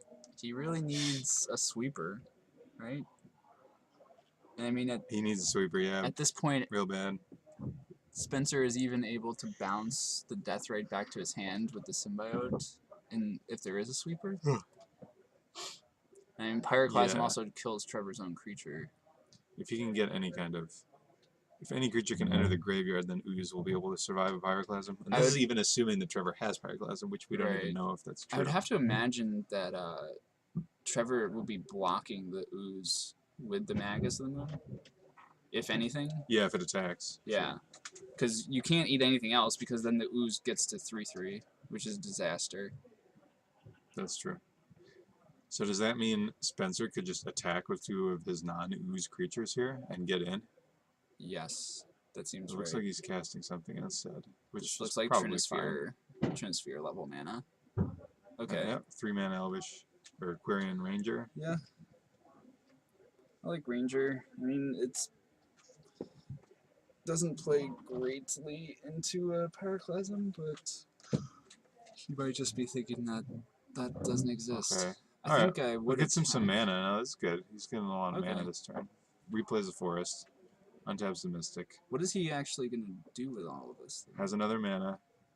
Has okay, Oh, is so this now a he has, natural order? he has 3 mana. No, it's still only 3 mana. Oh, He's playing making it Thoughtseize. black mana. Okay. Okay, that's not bad. Okay, so we got Seething Song, Trinisphere, Blood Moon, Sarkhan. It looks So you like take Seething Song. he's taking Seething to- Song. Well, was there another threat in that here? There was Sarkhan. There was Sarkin. What else? Blood Moon? Blood Moon and Trinisphere. I think I would take Sarkin. Yeah, that could be reasonable. Because if he just draws a land, he can just play the Sarkin. No, She he's, did. he's 1 off. Because there's... Oh, Well, the those are all Magus Moon. mountains. Oh, okay. Ooh. Oh yeah, sorry. Koth. The Crystal Vein was already there. Okay. I didn't say that one, but yeah. So Koth comes down. Koth is excellent. Does that animate anything? Or does it have to be a mountain? That's a mountain. Oh, everything's a mountain. They're all mountains. Yeah. Awesome. Attack for 4. I would imagine that you block with Green Ranger and bounce it to your hand. Yeah, that seems good. Just fogging all those It attacks. doesn't have trample, does it? Nope. Looks like Spencer just took it. Alright, looks like he took it. Guess he values the creature in play to attack Koth, maybe? Sure. I guess that's reasonable. He you definitely just- needs to... Yeah, he definitely He needs to kill attack it. Koth. Because Playing- Koth's ultimate Oh seems boy, I nigh have unbeatable. no idea what was just played. It's way too far over. Moved it over a tiny bit. I can go ask him to move it over. Yeah, or at least see what it is, too. It looks like it's an elf. Oh, it's a heritage druid. You got it? Well, it's not on camera, but he just tapped 3 elves, so...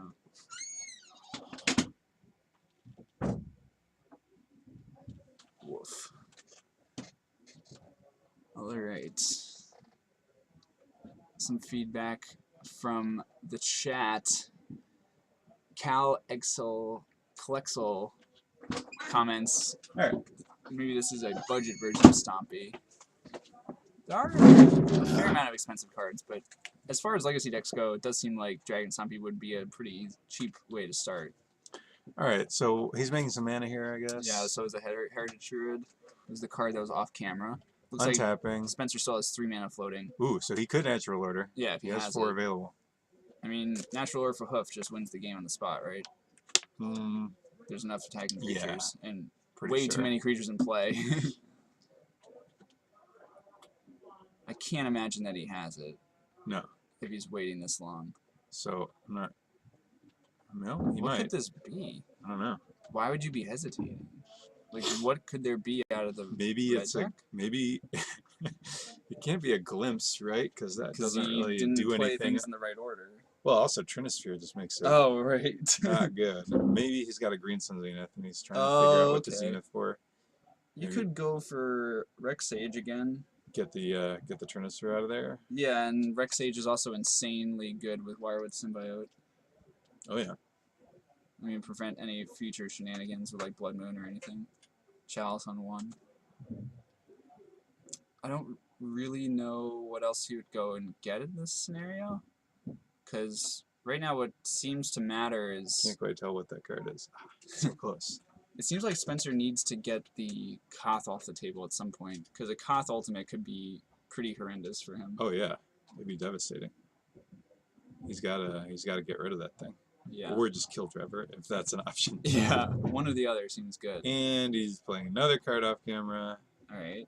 There we go. Thank you. Trevor nice enough to move it over. It's Aquarian Ranger. Oh, that did need 3 mana. Okay. So I don't know if you attack with Ooze or you attack with everything else. Well, everything else got Or just- tapped. Yeah. So Maybe you just attack with actually everything. And again, how's he untapping it? you He can untap one you're right. thing. Yeah, he hasn't used Symbiote, Symbiote but- yet. Yeah. Alright, just says go. He just made some creatures. So I guess next turn you just Alpha Strikes Koth. I guess. Yeah. And I guess it is a pretty horrendous drawback to Oh, Koth makes mana this turn. I forgot about that. jeez. So Sarkin. that's awesome. Sarkin. what do Oh, you and do? it's still on 5 because he untapped a mountain. You shoot down Skoos. He right? only needed 5.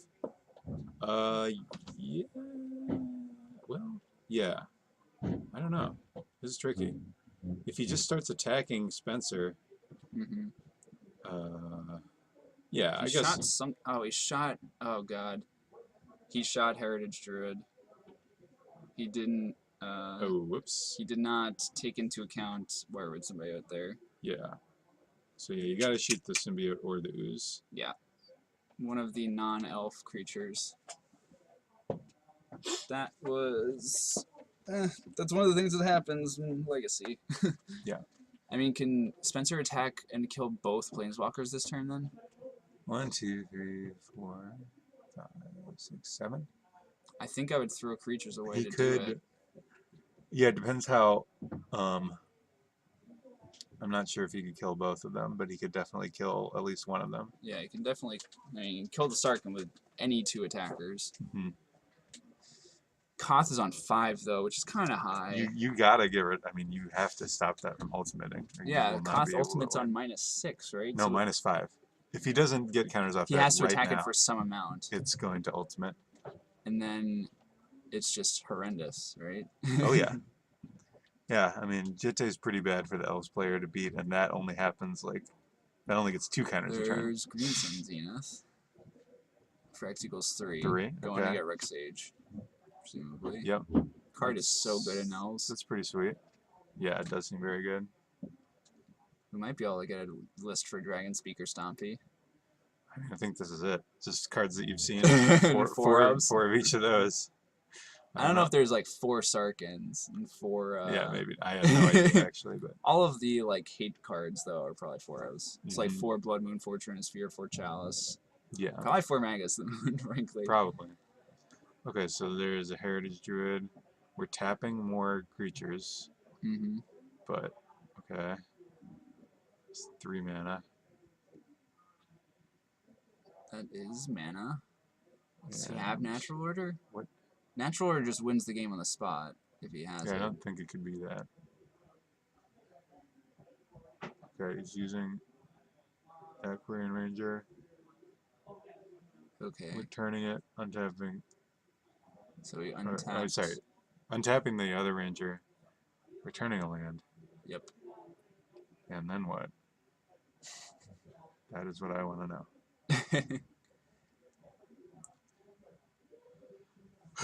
Just rapt attention. Yeah. This match is riveting. It is. And I'm not being one of sarcastic, the- one even of though the- I sound like I am. Yeah, well, that's just normal. But this is one of the more unusual board states you would Alright. see in a Legacy tournament commonly. Is this an attack? Is this an attack or is this mana? It looks like mana. That's mana. Okay, so I guess he's got up to 6 mana somehow. Is this a Rurkthar? Could be a Rurkthar. I don't know if he made red at any point. Or neither.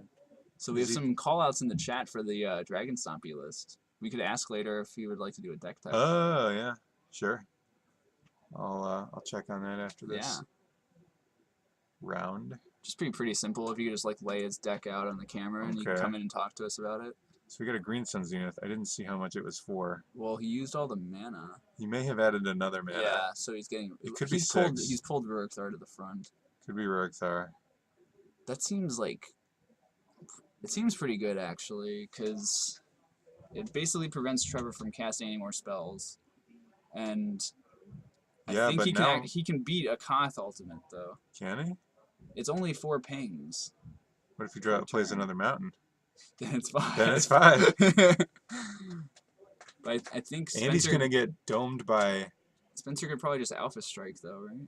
He could get domed by Sarkhan. Sarkhan. I presume that is what is Once. going to happen. All right, ultimate. Ultimate's in play. Oh, he's got the dome. This dude is prepared. He's got the Koth ultimate. This is pretty awesome. That All right. is coming in in. for 5. Spencer at 9, we believe. Yeah, we think he's at 9. Effectively 4 from Koth. The thing is that I don't know if Trevor's gonna be able to untap. I guess he can chump the Rurkthar with the Magus of the Moon. Does it have trample? No, it has Vigilance and Reach. So yeah, that's not gonna do it. Oh wait, it has Reach. He could have blocked Sarkhan. Did he block Sarkhan? Oh, that's well. If he blocks Sarkhan, it Oh, does it die, dies. You're but right. it still might be. He probably didn't block Sarkhan then. I don't think he 'Cause blocked. You just ping it down. Yeah, let's So assume. he's- let's alright. assume he didn't block. I think he's shooting the symbiote. I think he learned his lesson. Yeah. Yep. That is the first one to go. Does Spencer want to pick And up any cards? The elf or it's the ooze is also gonna go because I don't think he can save it. Oh no, he could untap his. Looks like he is gonna untap his. He has an Elvish Mystic in play. Mystic. Well, So in response to using Symbiote's ability, no, you can't. Oh, you can. Well, you can't respond to it's the part one of the going cost. back to his hand. But Yeah, you part can, of the cost. You can respond to the untap. Mm-hmm. So he's It floating. looks a like that's green. what's happening now, and it looks like he did let him untap, Okay. which I don't think is good. But Now he's killing Querying Rangers. I guess he's just gonna try and ignore the ooze. Yeah. It's probably not great. Although, I mean, He's killing a lot of creatures, but Spencer, if he's at 9, I guess he Floating can green. gain some life, yeah, actually. he can gain life. So he's not actually going to be dead next turn. to the Sarkin plus. So then he's going to be back up to 10, assuming that's what he's doing. Yeah. There is a die on the Scoos. It is just very faint. Oh, yeah. It doesn't seem like there's a lethal attack this turn, but it seems like Spencer can gain enough life to not be in range. Yeah, and if the Magus has to chump block, then he gets more green mana available. Right. This has been another wacky game. Yeah. Elves versus Dragonspeaker Stompy makes for an interesting match. Very interesting. I do like Trevor's basic mountains. They're quite sweet. Yeah, those are some foil masks black mountains, I think. I approve heartily of pretty cool. masked black foil. Masks is great. This is a great set. I'm Lots of powerful quality cards in Masks. I'm very sad that I missed Standard when Masks was around. I started in Odyssey. Was great. Rebels they would be a dream come true for you because you don't have to spend a card for them after the first one. That sounds great. And it's like largely commons and uncommons. Another thing I like about Standard decks sometimes. Yeah, it was pretty cheap. Lynn Civvy was a little pricey. Like $1 million. Also Rashad and Port, right? Yeah. Yeah. Yeah, I don't know if it was even that much back then. Alright, so you have to crash in with everything but the Death Right. Yeah, that seems right. Do you attack Sarkin at all, or do you just attack Trevor? I think... Just Trevor, probably, right? No, I think you do attack Sarkin. That represents a lot of damage. Sarkin does. But like every... It's like doubling his clock. That's true. Trevor's clock. And I guess... Not doubling. Would you attack with both at Sarkin? Probably not, right? Just one? Yeah, that's trickier because you do want to kill it, but... You don't want to take a whole turn off to do it because every turn is like more pings. I don't know. It's a tough situation. Although if he does swing both... Well, if he swings both at it, he just doesn't block with Magus. Right. And then... Yeah, maybe you do just attack Trevor. It's a weird spot. If he blocks... I think I would attack Sarkin with the Scoos, maybe, and the Rurkthar send to Trevor. I could see that. Okay, so if he gets through, he could potentially deal 10 damage here to Trevor. If he doesn't block. Then Trevor would untap, deal... He could attack Spencer for 4, get him to 6. Or no, 7, I guess, because Spencer would have gained a life. This is all assuming that we have the life totals exactly right. I believe we do. Yeah, I think so. If not, too bad. Deal with it. Deal with it. So it seems like okay. So yeah, it looks like that is the way that Spencer attacked. Because it looks like Trevor just took 6. So Trevor took 6 either way because the Sarkin's still alive. Yeah.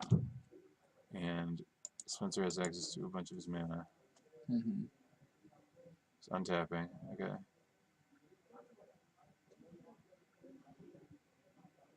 So what could he have here? I don't know. Swing I think he's done. I don't. No, he could have another Magus of the Moon to block again. Just fog again. So you don't block. You need the Rorikthar around. Spencer takes 4 down to 6. Yeah. It looks like this might be the end of the road for Trevor Deem. What does he have? Lands. 4 mana. No, 3 mana. Oh, it's Magus Part 2. Perfect. Simian Spirit Guide. Perfect. Alright. I mean, he's still in a bad spot because he can... Oh, End of turn. he's Spencer's gaining 2 life. Gaining 2 instead of 8. growing the ooze, which I don't love. And then... Well, does growing ooze do that much? Why was Taiga tapped there at the end? It made green mana Oh, because it there's did. no Okay. Magus anymore. Alright. So, how much was Spencer at before? He was at 6? He gained another. He gained... but he just gained... fetched. No, but he gained 3. Yeah, so he should be at 8. Yeah. Screws up to a 5/5, it looks like. No? Is that wrong? 4/4 it should be? Yeah, 4/4. That makes more sense. We think the life totals are correct. Yeah, I believe they are. They're pretty close. And really, that's all that matters, right? Yeah, I mean, the life total just changed. Spencer's life total just changed a lot in about 5 seconds. So now he has black mana, so that represents 2 damage. It also represents Abrupt Decay on Simian Spirit Guide. So this means, actually, that I think Trevor's just dead. Because the ooze can grow to deal 5, and then Death Ray drains for the last 2, assuming our life totals are correct. Yeah, this should be the game. The bio was pretty good. Hippodactyl makes the point that perhaps Trevor should have shot the ooze when he had the chance. Yeah, I mean, I definitely agree. Yeah, because look how much it's done this game now. Ooze is growing. Yeah, the ooze was you had to get rid of that ooze. Yep, that's the game. That's the game. Hey, our life totals were right. Crazy. Ooze was at the end of the game at the end there. Yeah. Or no, 6-6 actually. It just needed to be 5 though, with the 2 points from Death Rate. That was a hell of a match, really. Mm-hmm. Should I go see if absolutely Trevor wants to do a deck tech after? After the last round. Done. We're gonna have 4 rounds coming to you from Dice Dojo in Chicago, so we are heading into round 4 shortly.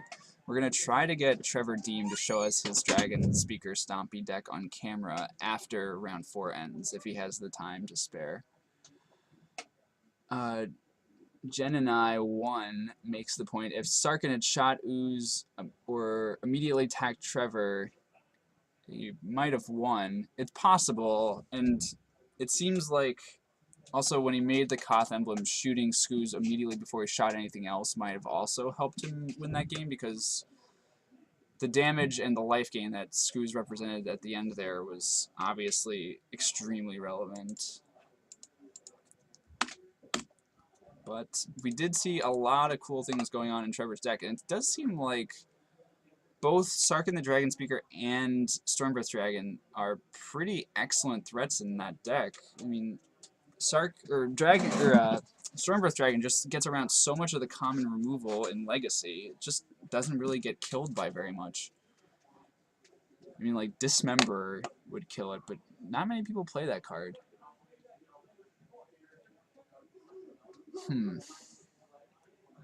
Let's see. So let's reset the overlay.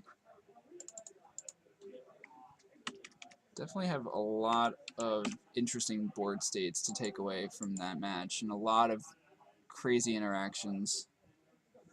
We never saw a card like Pyroclasm or Anger of the Gods out of Trevor, though. That seems like one of the things that could have really put the nail in that game.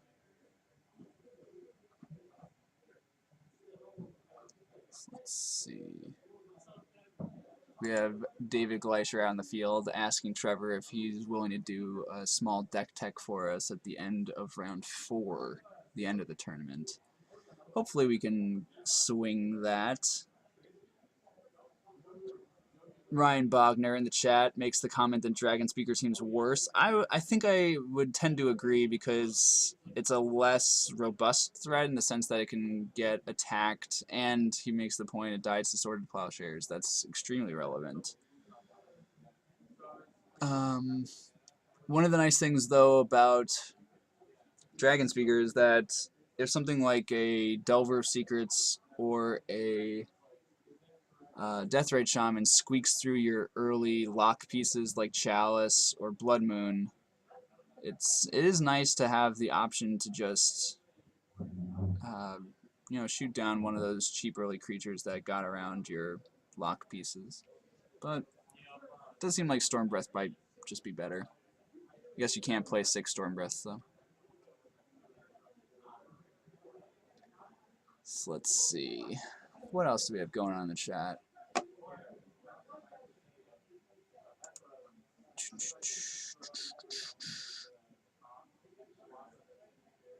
We have Cal Exel commenting about his own Dragon Stompy version of the deck.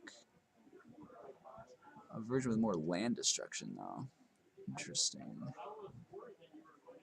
There's another question of Crystal Vein over City of Traders. I would imagine that that is a concession to budget reasons, considering that City of Traders is like close to a $60 card now, and Crystal Vein is about a quarter. So, what can you do? Whoa. Okay. Let's see. So we have about 5 minutes left in the round, so we should be getting new pairings very shortly. I've seen a lot of wacky decks today, and a lot of like prison-style decks specifically. Considering that in round 1 we saw Stasis, round 2 we saw 4-color Loam with Chalice of the Void in the main deck. In round 3 we saw this Dragon Stompy variant. A lot of Chalice of the Void. It seems like a lot of decks really aggressively attacking decks like Blue-Red Delver, sort of the deck du jour at the moment.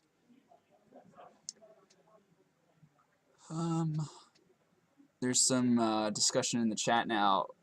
People are trying to decide what they're going to play for GP New Jersey, which is actually something that a lot of us at Dice Dojo in Chicago are trying to decide as well. Me personally as well. Calexel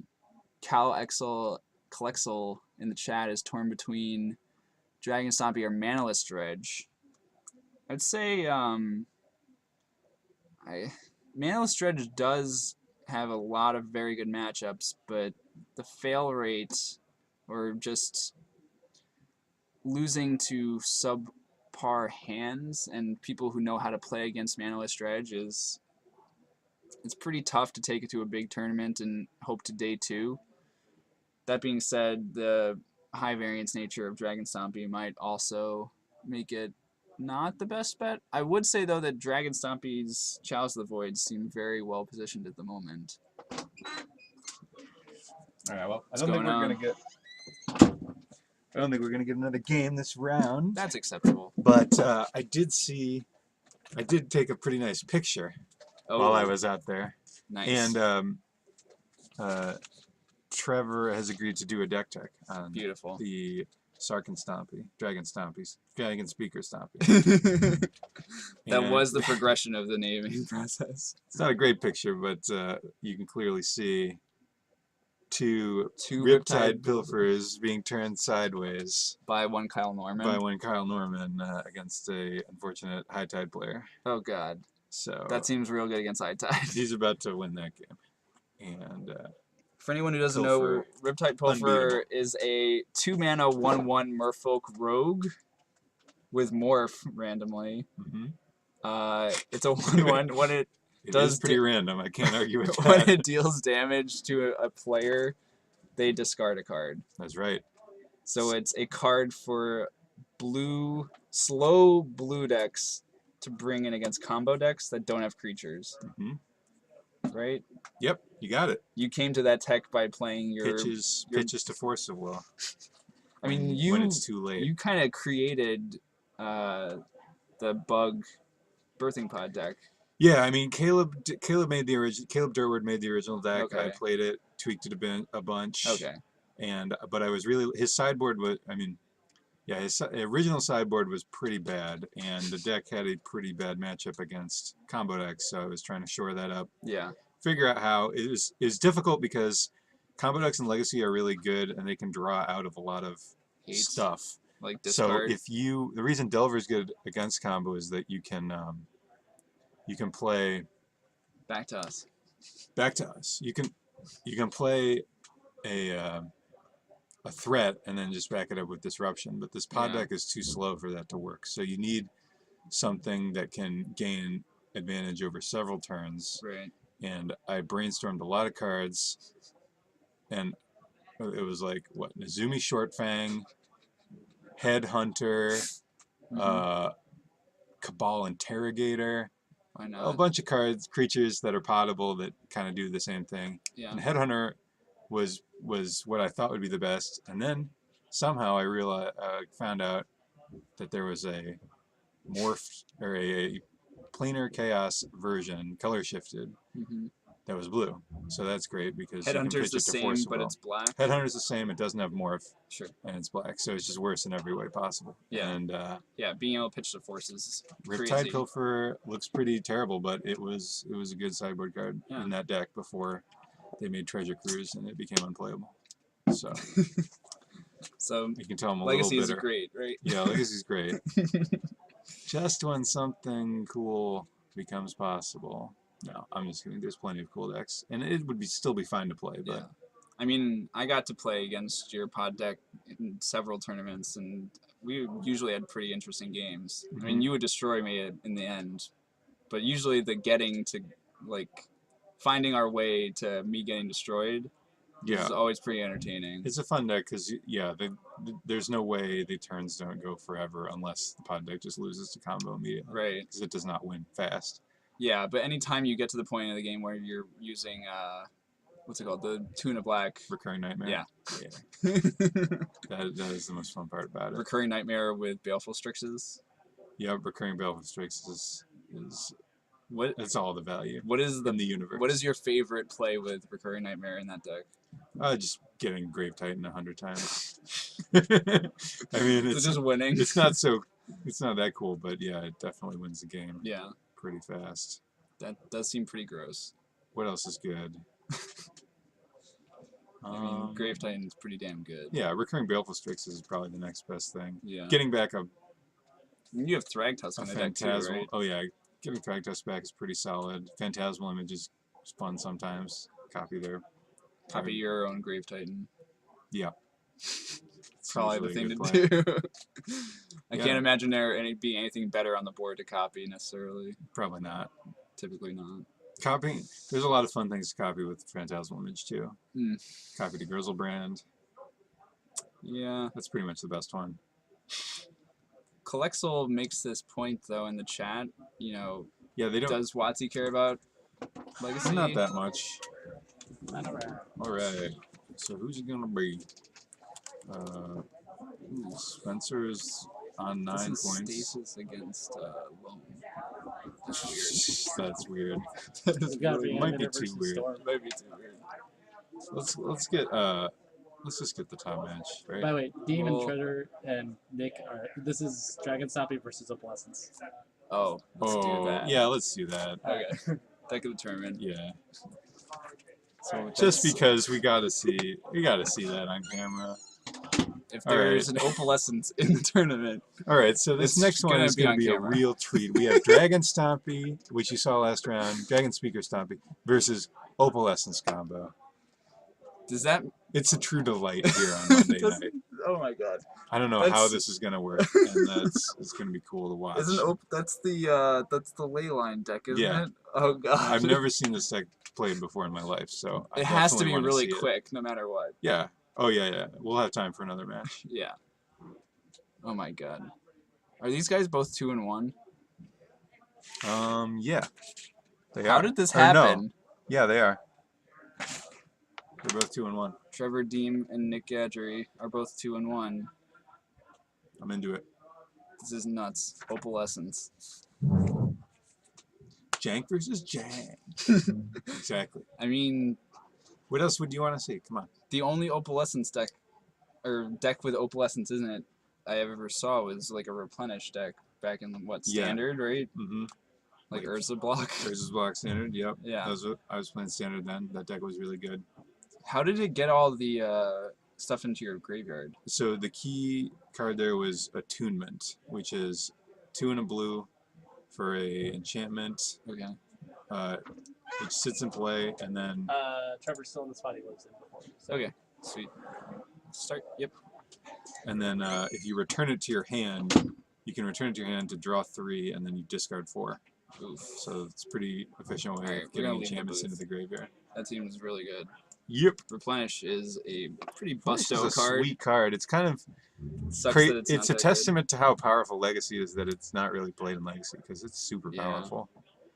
But there's just, better combo decks if you're going to be a combo deck. So we have Nick Gadgery. The minor upgrade about a Replenish control deck is, theoretically you could play those enchantments like Parallax Wave and Parallax Tide as that seems awesome. Control cards, but they're too slow. There's so much mana, 4 mana. And, the wave eventually does go away, and then they have the creature again, so you might have to... If you had a way to sacrifice it maybe it'd be okay because then it could. What should we call this deck? Leylines? Yeah, yeah, Lessons combo. Oh, Leylines. Right. That seems to be what people call it. I mean, I don't know what to call it. Oh boy. This will be exciting. What is happening with Nick's? We're doing the rock paper scissors. Rock paper scissors thing. So did Trevor decide that they were rolling dice, and Nick decided that they were doing rock paper scissors? I guess. So that was scissors beating I don't know. paper, I believe. Paper. Okay. What's going on over here?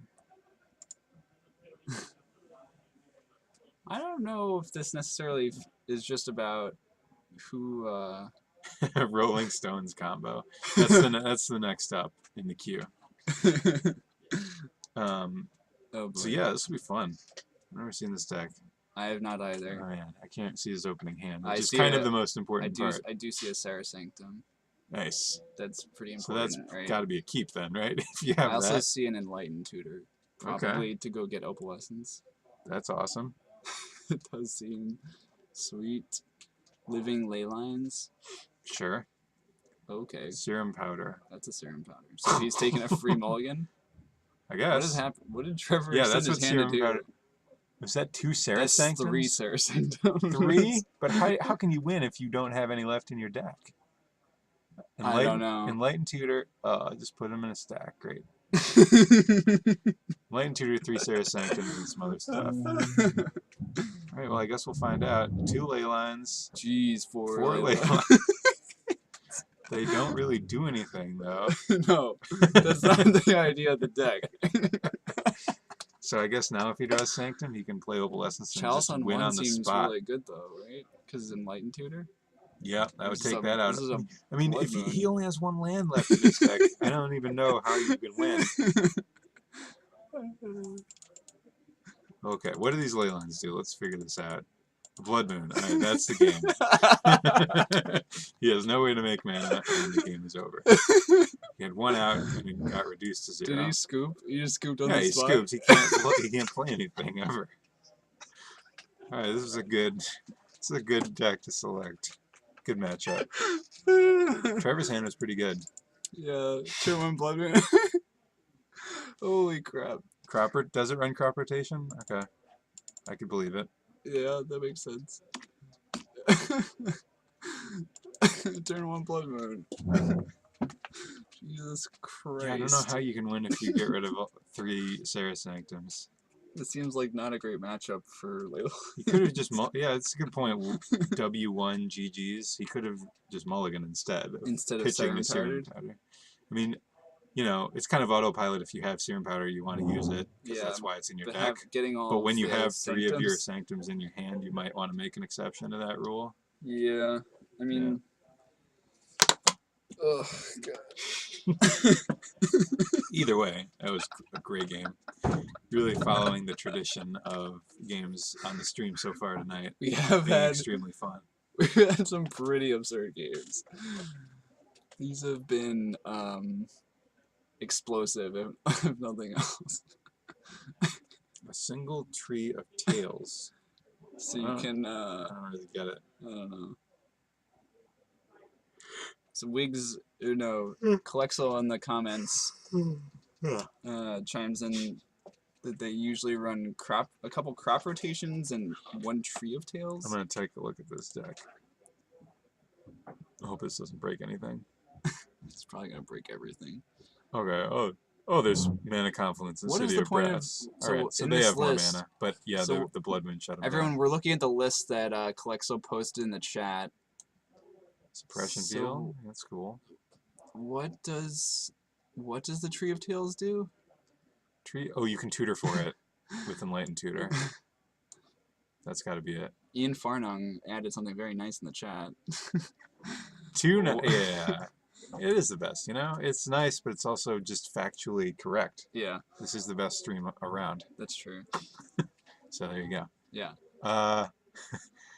We got a cool sideboard here. Well, I don't know if it's the same one that Nick has. But Right, but at least, I mean, it has to be something like vaguely Chancellor in of the Annex. That's so some, when do you bring that that's in? some Manaless Dredge stuff there. You would probably bring it in this matchup, right? Because you don't want them to Yes. moon you. Absolutely. This seems great here. Anything like combo too, right? Yeah. Anything fast. What else? The Oblivion Ring could be nice. It could be if you could cast it. Which you can't, I guess, so never mind. There's one helm. Just X out that tab, not the whole thing. Oh, I'll just minimize it. Or How's that? Just Acceptable. trying to avoid accidentally shutting down the stream. It's a full-time job over here. That would be good. I wouldn't mind doing that. Wait, I want to see this Dragonspeaker deck laid out. So I think he's taking mulligan. I think they're both mulliganing. I would imagine that neither of these decks keeps 7 all that often. Yeah. Like in relation to other legacy decks, you Yeah. know? I would imagine Both that's super high variants. Yeah. Trying to get the combo online, which is either a bunch of Leylines or Blood Moon. Or Chalice on one. Or Chalice, yeah. Although in this matchup, Chalice isn't going to do a lot. I mean, it is nice that it can turn off E-Tutor, Counter E-Tutor, yeah. which seems like one of Nick's best cards. And Yeah. like, See, in my hypothetical scenario that I'm running in my mind, you just have the Sanctum into Opalescence and you don't need Enlightened Tutor. right. That is what I would like to see. But yeah. 2-0 round 4. That's true. As they're not 2-1. They're 2-1. They're 2-1. Whoops. You know. It happens. Had everything else right.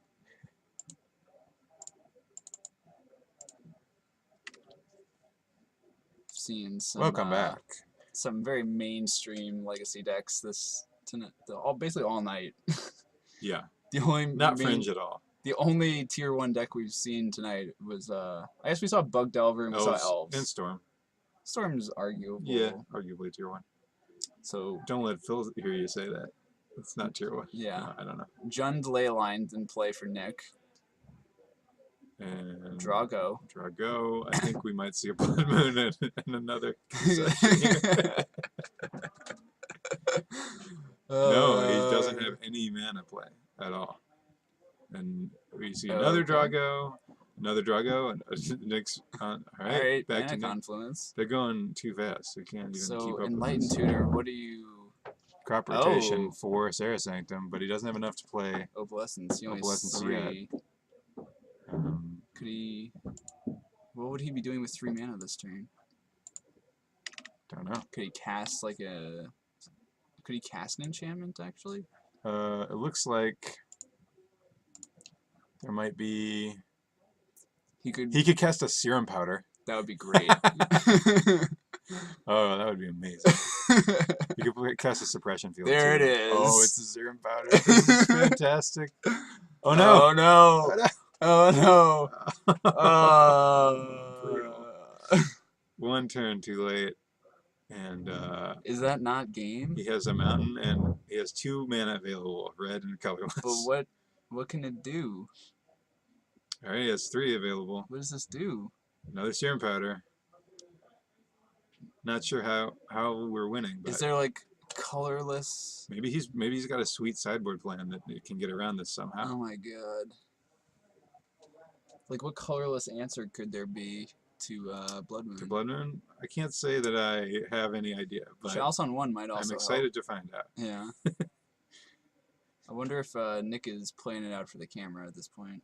He's not. Yep, playing. that's it. Over. That's he just wanted to play some Serum Powders. All right, let's get into the match. Had the Opalescence. Had it. Man, had it the whole time. That was cool. Now I can say I've watched that happen. Yeah. All right, I'll try and find another match. All right. We had our 10 minutes of fun. Now we can go back to normal, boring Legacy. Blech. Let's reset some of these totals. So we have David Gleicher out in the field looking for another match, probably one that's going to game 2, actually. Let's see. Seems like there was a fair amount of love for the Leylines deck. But, I mean, to be fair, Dragonspeaker Stompy is doing some pretty neat stuff as well. Not your normal Legacy fare, but...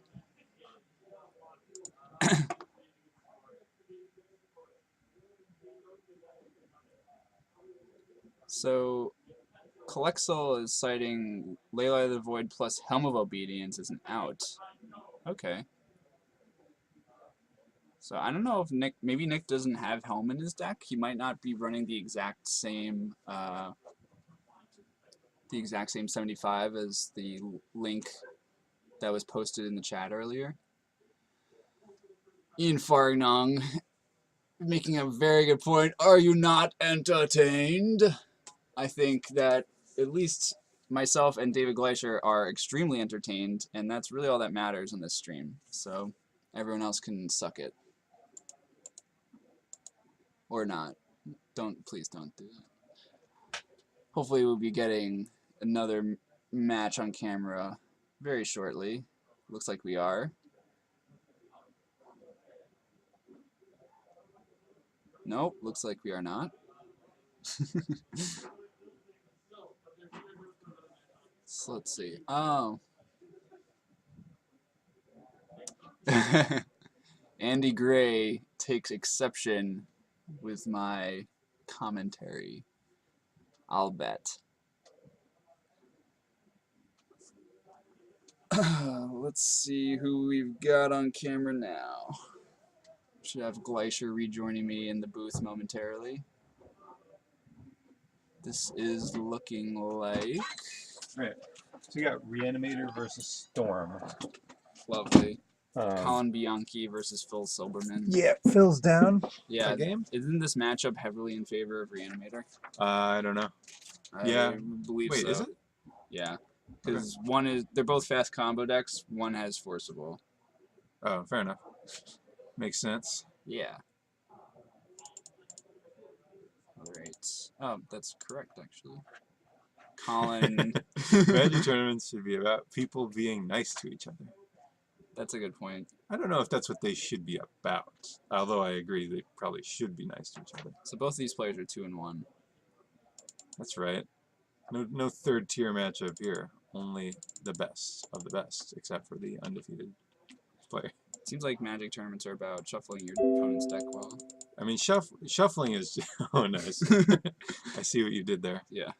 Yeah, shuffling is pretty much the best part about a Magic tournament. Yeah. Probably the most fun about Magic. Just doing the same mundane action over and over again. Absolutely. Yeah. Shuffling the cards around in your hand, also high up on the list. Yeah. Mostly for the annoyance you can cause your opponent, and they're forced to listen to it because they can't go anymore. What are we doing? Player Bingo. 2. You want to add Phil Silverman? Yeah, I will do that. Thank you. Alright, so we're off to the races. We have Colin Bianchi on the left. I'll spell his last name. Bianchi. Nailed it. I'm a bit of a spelling whiz. Oh, nice. Xantid Swarm. Oof. It's a That seems cool real card. good here. Phil is down to 19 as well. One issue with the Xantid Swarm plan is Colin might just be down with a Grizzlebrand. Grizzlebrand, yeah. I mean, That could happen. although, I mean, I guess He's- Phil he can can't go really- bigger. He can't really kill it, right? Because he's not Right. going to have Hellish Norn in his deck, probably, Hmm at this point. Yeah, Although, he likely took maybe it out. maybe he keeps it in for the unlikely Xantid Swarm. Possibly. It might be better than something random like... it's not better than Iona, that's for sure. And it's not better than like Inkwell. Or no, it's better than Inkwell Leviathan. It's not as good as Grizzlebrand? or like Typed Tyrant. Yeah. Let's see, what's the chat doing? Shufflegate. Let's see. By cheating. Yeah. Everyone can agree now that it was pretty dumb, now that he's been found out. And I agree, it was pretty dumb. You don't What? wanna... What was done? Cheating on camera. Oh, the shuffling. Mm-hmm. There's a comment of cheating Ian. Did he play against Ian? I think he means he's responding to Ian's comment. Ah, I see. I think there's a missing comma there. There's a missing comma and also uncapitalized I at the beginning of the sentence. That's but horrendous. hey, we're not the grammar police over here. We could be. We're just trying to. We're the commentating police. Okay. We only police I'd kind of rather. some of the things that happen. I'd kind of rather be the Grammar, please. Grammar, please. I mean, yeah. Who wouldn't? Yeah. All right. Colin has a reanimate. Reanimate time. Seems real good. This is gonna happen. Paying 8 life. Right? 8 life. That's what Grizzlebrand That is. 4 black, black, black. Yes, that is correct. Down to Assuming this resolves. Phil's shuffling in response. what? What on earth could that be? I don't know. Maybe he's got. This is at least resolving. Maybe he's got right? a surgical extraction or something. Oh God. That'd be hilarious. Oh, Swan song. There you go. So do you have to pay the life? Flusterstorm. You do not have to pay Jeez. the life if it does not resolve. But Right, it looks but it like did it did resolve. resolve. Okay. So there we go. Or Swan Song. Swan rather. song. That's not normal. At a I don't storm, know. right? Yeah. That's a lot of sideboard cards. Swan Song and Xanted Swarm. Yeah. I mean, they're both pretty effective. Okay.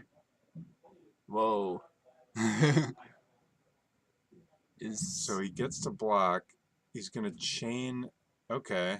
So before damage, he's chaining the Grizzlebrand, and Phil or Colin cannot respond Yeah, he because can't Xanted Swarm counter. has happened. Mm-hmm. It's pretty good. So that's that's really funny. Yeah. So it's Xanted awesome. Swarm lives. Now Colin has the option to. Wait, is something just pointed out? I mean, Xanted Swarm can't. It doesn't stop you from playing cards, right? No, it's just Colin can't play. Yeah. Oh, I think maybe he was checking to see if he could copy the chain. I don't know. I don't know what happened there. That was Anyway, very odd. there's another Xanted Swarm. I think But Phil's actually at 18. Phil I did think. not have a ton of action there. He's fetched twice. Oh, right. Well, he's also taking 0 from these Xanted Swarms. So. Yeah, Colin's gotten hit for 0 a couple times. Yeah. So this is a lot of sideboard cards for Phil too, right? Yeah. Is the Chain of Vapor main deck? It might I be don't know. actually. It's like Yeah, a random We out. got a Swan Song, a Chain, and a Xanted Swarm. 2 which, Xanted Swarms. I mean, yeah, Jeez. if the matchup's that bad, I guess you probably need Right. that.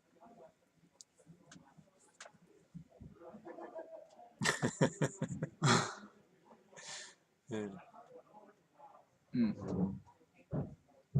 Maybe Colin should sack lands to bounce stuff. Yeah.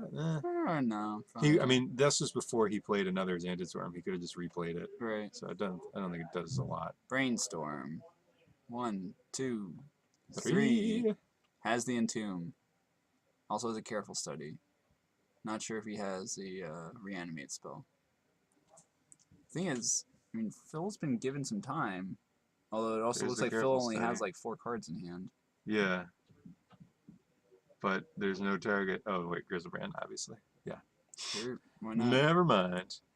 Alright, so Phil's got some time, but Howdy doody. welcome back.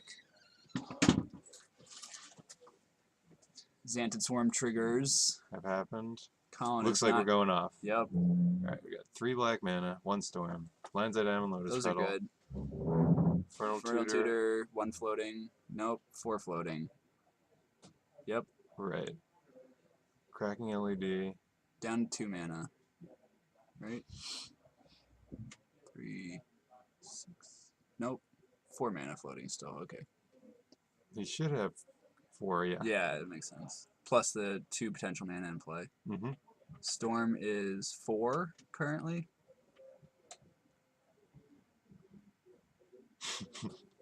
So he can.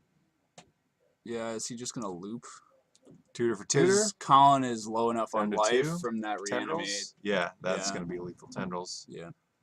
So very little was actually needed to combo off there because Colin paid 8 life to get that Grizzlebrand Yep. into play. That'll do it. Those Xanted Swarms did work that game, They did. as did that Chain of Vapor. That chain on your own Xanted Swarm, or sorry, chain on attack with Grizzlebrand. Xanted Swarm, then chain. That Grizzlebrand was is a quality play. I've never seen that. That was awesome. That's sweet. We've had a lot of really interesting plays happen Yeah. on camera. You also missed Leylines get completely pooped. This has been a, Now that you've broken the third wall, legacy. I guess I'll actually say something. I was trying to be stealthy. Jesus Christ, Mark guys. Okay. snuck Jesus in Christ. here like a true ninja, and we just I blew am a his ninja. cover. You guys don't even know. Don't even know. You guys been putting up good numbers? Oh yeah.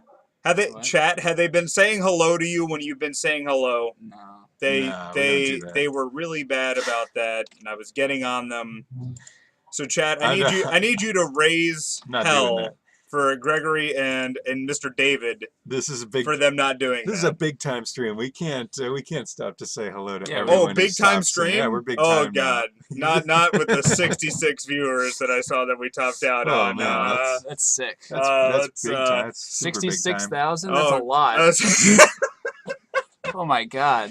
That's right. Oh, jeez. Now I'm getting nervous. Jeez, you guys. You guys are so silly. Game 3. This still has to favor Colin heavily. The big boss is really cracking the whip over Yeah. here. Yeah. We're gonna Simo knows. be washing Simo knows. dishes later. I'm gonna have to greet people for hours to make up for this. 79. There we go. Oh, there's some table flipping going on. If there were a They table, are If rioting. there were a table back here, it probably would Thank have you, gotten chat. flipped. Thank you, chat. Yeah, Telly, I know we broke 100 last week. Thank you so much, fucking everybody watching right now. Damn. Oh, God.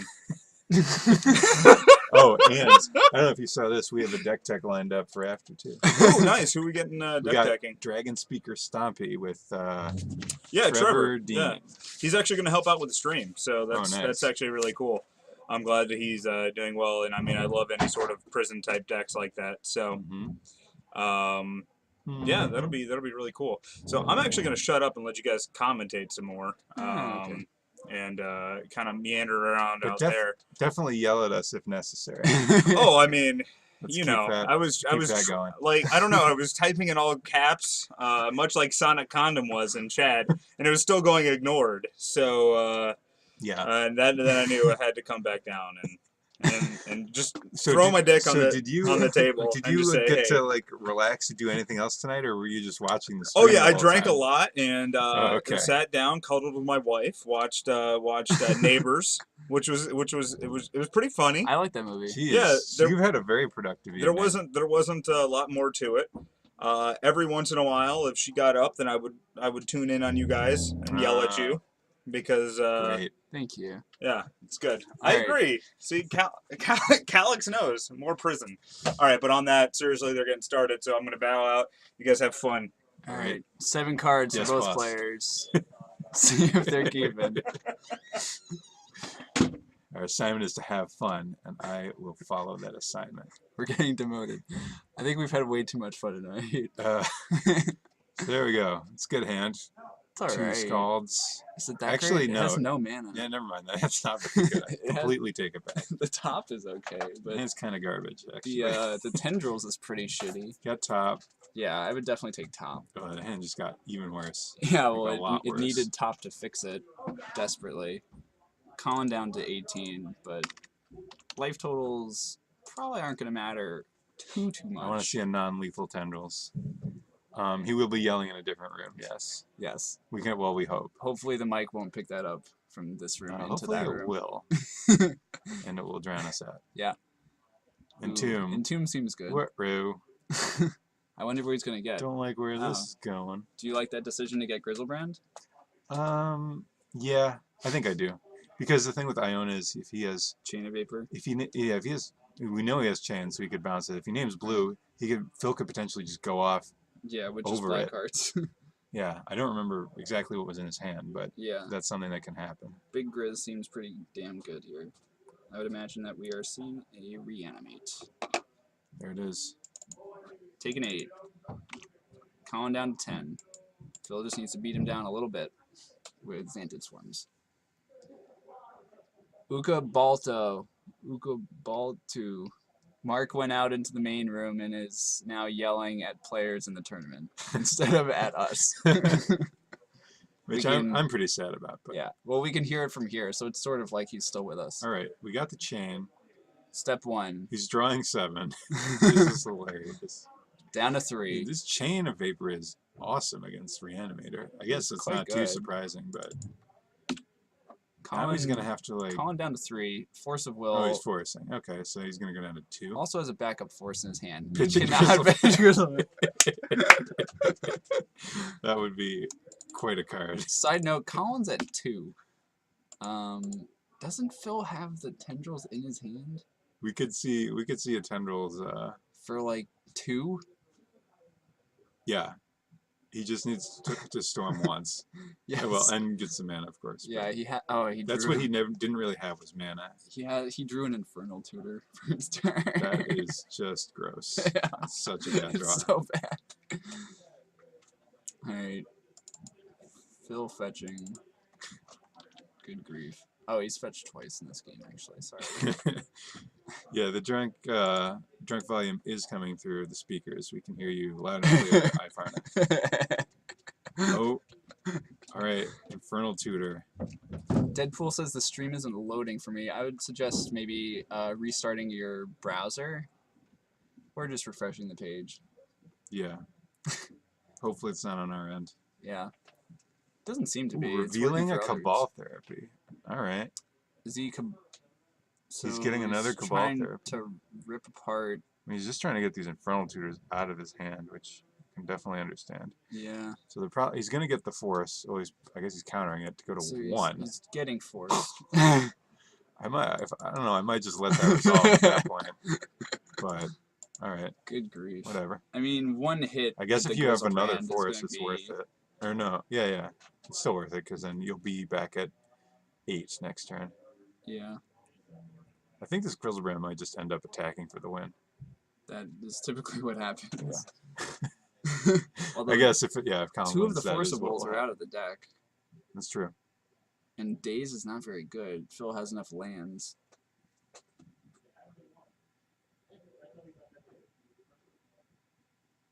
Alright, see a discard spell. That's a good point. Giving advice on the stream is not going to help someone who can't load the stream. Well, But he got it. He got some advice. yeah. There it is. Hey, he got it anyway. It's there. So what's happening now? Kind of missed why his hand is revealed. He duressed. Or duress. Also cracked a fetch and Thoughtseized. Good grief. All right. Colin back down to 5. That's going to be... Yeah, I think this is out of his reach now. Wait, if he draws a Dark Ritual, does he win? Because he can go Dark Ritual, Therapy, Tendrils. But he didn't. Seems right. Colin's at 5. I mean, Colin can daze at that point. Oh, okay, he knows yeah, the if he has a daze. I believe he does. He knows the exact contents of. Camera's taking damage. That looked like 2 damage. Yeah, the camera. Camera just got hit by a Thalia. It's still functional, but yeah, it took a hit. Yeah. Alright. Attacking for 7 again for some reason. Why not? Fell down to 3. Why the hell That not? looks like that was the game. So Phil really needed to draw just a ritual last turn, right? Calling up to... Yeah, oh, I don't even know if that 12. would have done it. Yeah, I probably wouldn't. If it were do Cabal but- Ritual, it would have done it. Because I'm Right. pretty sure he has Threshold. Mm-hmm. Although, again, I guess that would probably... Well, that does get around days. Yeah. Pretty sweet. It doesn't get around 2 days, but... I don't think he had 2 islands in play, though. Oh, there you go. On Iona? The red is fairly pronounced. Yeah. I love it. Yeah. The Force of Wills look awesome. They look like they've been Yeah, colored the in it forces with look blood. sweet. Just straight up red blood. cards in general look pretty cool. Yeah, Which is tough. because red sucks. Yeah, exactly. Alright, All right. Phil did not have a... The Reanimator has won. We have 20 minutes left in this round. I guess I'll try and get another match. Third match, Why fine. the hell not? Alright, so we have seen some fireworks this round. Mark got it? All right, we got a wild Mark out there who's going to corral another match, so Oh I don't yeah. have to worry about it. Oh I lied. yeah. They changed their minds because they're lying bastards. Okay, Who? so do we Uh, not have we a... don't have it. I'll queue up the deck tech for you guys. Sure. Yeah, So if you could just lay out the show them your pretty faces. Pretty Okay. face. Okay. Alright, Otherwise, we got to look at Phil shuffling, which is not fun. okay, And I'll be right back. we can do this. We've been ordered to show our pretty faces, so here they are. Let's make them prettier on stream.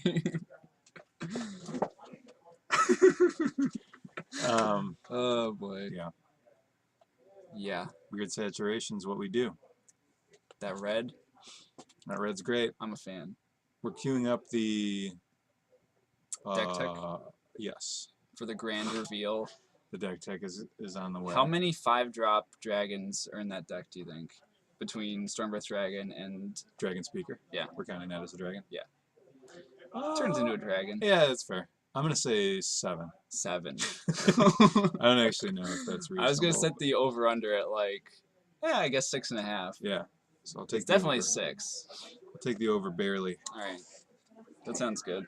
Probably more Stormbreaths than Sarkins, right? Because one's legendary. Probably. Yeah. And just immune to more things. Yeah. Wagner made the good point in the chat earlier that Actually, 7 might be high. He didn't draw that many. yeah, it might be 6. Might even Sarkin be. getting hit by Swords to Plowshares is rough. But I guess you're also playing a Chalice of the Void deck. Right. So, Yeah. It's all good. yeah. Getting hit by a Tarm, like, it could probably get one-shotted by a Goyf, though. Yeah. Pretty typically. Which is not ideal. Yeah, Goyf would be a problem for that deck, I would imagine. Yeah. Oof. Eh. Alright, so hopefully, oh wait, we do know that Dragon Stompy is done with his round, because he started He his was on round. the camera, Yeah. yeah. So if we just get him to lay out his deck, that would be great. Mm-hmm. Do you think he even had any Pyroclasms or anything on his board? Probably not. I'm just gonna guess that he didn't. Alright, But I don't know. interesting. It seems like a good card to have, but Yeah, I'm not sure how Dragon Stompy rolls. yeah. Alright, Exactly. so you are bringing Teamer a la Kibler to this weekend. What other standard decks would you say are particularly well positioned at the moment? Well, Abzan something just seems like the strongest deck in the Right. format objectively, like Mhm. highest power level. What do you think is like actually good against Abzan? Does it have any particular weakness, or is it just like that sort of classic It's hard to Jun style, like 55% against everything? Yeah, I think it might be something like that. I don't really know how you can. I mean, whatever you do, you need to have a very specific plan. Mm-hmm. If you're just playing some random good cards, you'll probably get destroyed. But Yeah. I mean, every deck in the format has a plan to beat it. Some are more effective than It's others. just some are more effective than others. Right. It seems frustrating that a deck like Green Devotion, which seems like it should be Yeah. good against it, can get just hosed Dune by blasted out of the game. yeah. Yeah. Seems rough. I mean, maybe there's some way to play around Dune Blast somehow. Like, The thing I I'm saw not really sure how. in Pantheon's Green Devotion deck, they had Thought Seizes in the sideboard. Sure. I would imagine that is one matchup where it comes in. That's one way to do it, yeah. Also blue-black control. You could try Farika, too. Yeah, I do like All your Farika stuff there. gets blown up. You can just make a bunch of Death Touchers. Yeah. I definitely like Farika in the deck. Probably a sideboard. It's a little slow in the main deck, but Sidisi deck, yeah. Sidisi, That's a deck that I guess theoretically could be good against it. yeah. There was whipping back Hornet Queens and stuff. there was that deck tech with the European guy at the Pro Tour, right? Yeah, there was. And there was a guy who With started 4 out. whips. Yeah. There was a guy who started out 9-0 at GPLA, but I Mhm. don't think he ended up making top 8. Yeah. The deck seems good, but I think it's less consistent, Yeah. right? And also, I think its Jeskai matchup might be a little rough, because getting your Sidisi lightning struck seems not perfect. Hello. Hello. Oh, perfect. Getting Oh, your deck close the laid door. out? Yeah. Thank you. Oh, yeah. All right. Why don't you take this chair? Okay. I will stay. Sounds good. All right, so we have we're calling a Dragonspeaker Stompy. Oh, I like that. Yeah? All right. I like that. Sweet. So how did you come to play this deck? And if you want to just introduce yourself as well. I'm Trevor Deem. I've been playing Magic for like 10 years, but I've only been playing Legacy for about a year. And by playing, I mean watching people play. Right. That's the best part about Legacy. Yeah. So I was looking up just monocolored decks so I can try and jump into the format. Yeah. And Stompy looked like a lot of fun. I was initially attracted to it because of a card I don't run anymore, which was Rakdos Pit Dragon. Right. Because I started in original Ravnica, and that was one of my favorite cards as a Gotcha. brand new player in middle school. And Yeah. yay! It's like, gotten oh, a I get few to- upgrades lately, though. Oh yeah, I was like, oh, I get to play my old Rakdos Pit Dragons. Sweet. Awesome! Yeah. And so I started building that, started getting Blood Should we Moons and all throw that. the deck up on there? Yeah, probably. Oh, yeah. All right. Do that. And Alright. So let's see what this we got. is on Tapped Out. I could link that when the video gets posted or something Okay. if you want. Yeah, that'd be great. So let's see so- what we've got to work with. So Quick notes: I'm working on getting 4 City of Traders instead of the Crystal Veins. Crystal Veins. Right. Yeah, Yeah. and then We saw that. Probably and just then a budget I'm concern. gonna get probably I'll have it next week. 4th Sarkhan Over the Thundermaw. over the Thundermaw, and then I'm gonna sideboard the Thundermaw Okay. instead of one of the So what is the count on that Sarkhan? 3 of those? 3 of those right now. So everything is a 4 and of. 1 That's the idea. Thundermaw. Nice. So I was under on my. You We were did the under. over/under on combined. We weren't sure how many dragons were in the Dragons. deck. hmm We were thinking it guess was 7. 6 or 7, but it's 8. Now we know. 4 Koth is pretty sweet too. Yeah. So the whole goal of it is to disrupt everything. Right. Using Chalice of the Voids, Trinispheres, Magus of the Moon, Blood Moon. So a 16 card package. Ideally, you're pumping out one of those cards in the first turn or The first two. turn and second turn, hopefully, I can get 2 things Two out. specific, yeah. So like Chalice on 1 into Blood Moon. Mhm. Seems like a pretty classic opening for the deck. In order to do that, I've got, of course, the 4 Temple, Ancient Tombs? Ancient Tombs. Thank you. Mhm. Bleh. 4 Ancient Tombs. Eventually 4 City of Traders. For now, Right, Crystal Vein is kind of getting the job done, Yeah. just not as efficiently. right. 4 Lotus Petal, 4 Chrome Mox, and 4 Simian Spirit Guide. Absolutely. And with 8 basic mountains. So you have like 3 parts to the deck, basically. Mana, Disruption, and Kill. yeah, dragons. And the whole, yes, exactly, dragons, the good stuff. The whole idea of how I decided what my Gwyn cons were is I'm trying to dodge common removal. Right. So a lot of people I've been seeing running similar lists, they've been running Rabble Master. I Mhm. don't like that because it dies to Everything. everything, exactly to everything. And Yeah. even if you do have all your good stuff out, you're still going to get hit by, I'm so bad at coming up with names today. Abrupt Decay. Yeah. It's still just Abrupt Decay just goes through Chalice like nothing. That's why we were yeah, we we were talking talked about Stormbreath Dragon because Mhm. it dodges everything except Dismember, which isn't even very commonly played. I mean, Exactly. dodges Abrupt Decay, Bolt, and Vindicate, Swords Swords to Plowshares, yeah. One thing that was commented in the chat is that Sarkhan seems like it might be a little worse than Stormbreath just because it gets swords. Yeah, I can totally agree with that.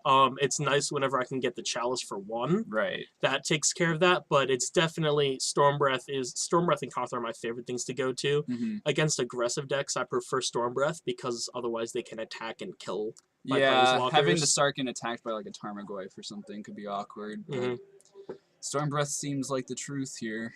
Yep. It seems like a pretty hateful sideboard as well. So Yeah. 4 Red Blast, 4 Bolt, 4 Tormod's Crypt, and 3 Lodestone Golem. The Lodestone Golems are mostly, I'm probably going to be signing them out because they're really good against Storm, Okay. but not really good against anything else. Seems like the rest of your deck is pretty good against Storm as well. Anyway. Yeah, that's why. So I'm thinking of once I get my 4th Sarkhan, maybe get 2 more of the Thundermaw Hellkites and have those 3 in the sideboard instead. The idea Okay. being when I need to just drop my disruption and go full hate, full aggro, try and win, try and race, Sure. which I do against mono red a lot of the time. Well, sometimes. Any of those, any just aggro strategies that my Trinispheres aren't super great against, that my Blood Moons aren't super great against. Like Right. Merfolk, Blood Moon is just out. That kind of stuff. The deck, One of the cards we were speculating whether or not you might have is something like Pyroclasm. It seemed like I've run Pyroclasm in the board before. This deck is still very much in its kind of prototype phase, and I'm adding and taking out cards constantly. Yeah, I took out the Pyroclasms for the Lightning Bolts just because I can hit someone in the face with them. sure. I can just go to the dome. Yeah, filling a somewhat similar role. One other card, so it's interesting you picked Tormod's Crypt as your graveyard hate of choice. Mhm. Is there a reason for that over something like Relic of Progenitus? The one of the things is that I like. Yes, you're pointing at it Chalice right on now. one? Chalice on one. Okay. Yes, I've got the lightning bolts and the red elemental blast that seem to contradict that. Mhm. But yeah, it's Seems like if something you- I could experiment with definitely. But for Mhm. right now, that's what I've got, and the chalice on one has been relevant Right. with it. I guess. Against something like Reanimator, you'd rather put a chalice on one. Mhm. Probably. Yeah. Yeah, I guess something like Relic would only be better against like Delver decks, like slower decks And using their even graveyard. then- There, you're probably just so advantaged anyway with the Blood Moons. Exactly. And The only Transfers. Delver decks that can really get me are ones that run Abrupt Decay, because that can get Right. rid of my disruption, my hate. Sure. So you just need something to stop like really fast combo. Exactly. All right, makes a lot of sense. I also appreciate that you have both of the emblems for your deck. Oh yes, yes, that's very nice. Especially people were picking out when I ultimated Koth. People were looking at it, picking it up constantly, double checking what it did. Have you had the chance to ultimate a Sarkhan yet? Oh yes, I've actually had one situation where I was playing online where I had 2 Sarkhan emblems. Oh god. It was really silly, and I was Don't drawing. deck yourself. I was drawing 5 a turn, playing as much as I could, and I won very quickly after Yeah, that. But it was silly. That seems about right. Awesome. Well, this deck looks sweet. It's a lot of fun to play. It's not fun to play against though. Yeah, well, But Magic's all yeah. about taking the That was fun kind for of- yourself. That was exactly, the theme for tonight. Yeah. exactly. More, just grab all that fun. There's 100 fun in the game, and you want to have all 100 of it. All right. So I guess that should do it. I think Should that covers it. Yeah. Bring it back to the booth. Say goodbye for the night. Hello. We're back from red cards. That's right. Yay for red. Senor Glacier in the back. Mark McManus over here. We have the Dragonspeaker over here. Yes, the Dragonspeaker. I accept that nickname. Yeah. So it's been a pretty fun night. A lot of Chalice of the Voids, a lot of Blood Moons, a lot of hate. Lots of hate. Stasis kind of set the tone for the night in round 1. And I guess we'll be back. I actually faced that deck in round 2. Yeah. That was fun. I beat. Yeah. Yeah, we were gonna put you on camera, but we had just had Stasis on camera. So Yeah. what can you do? Maybe next time. So just some wrap up. Please follow us on Twitch. Like our page. Look us up on Facebook, Twitter, basically every social media.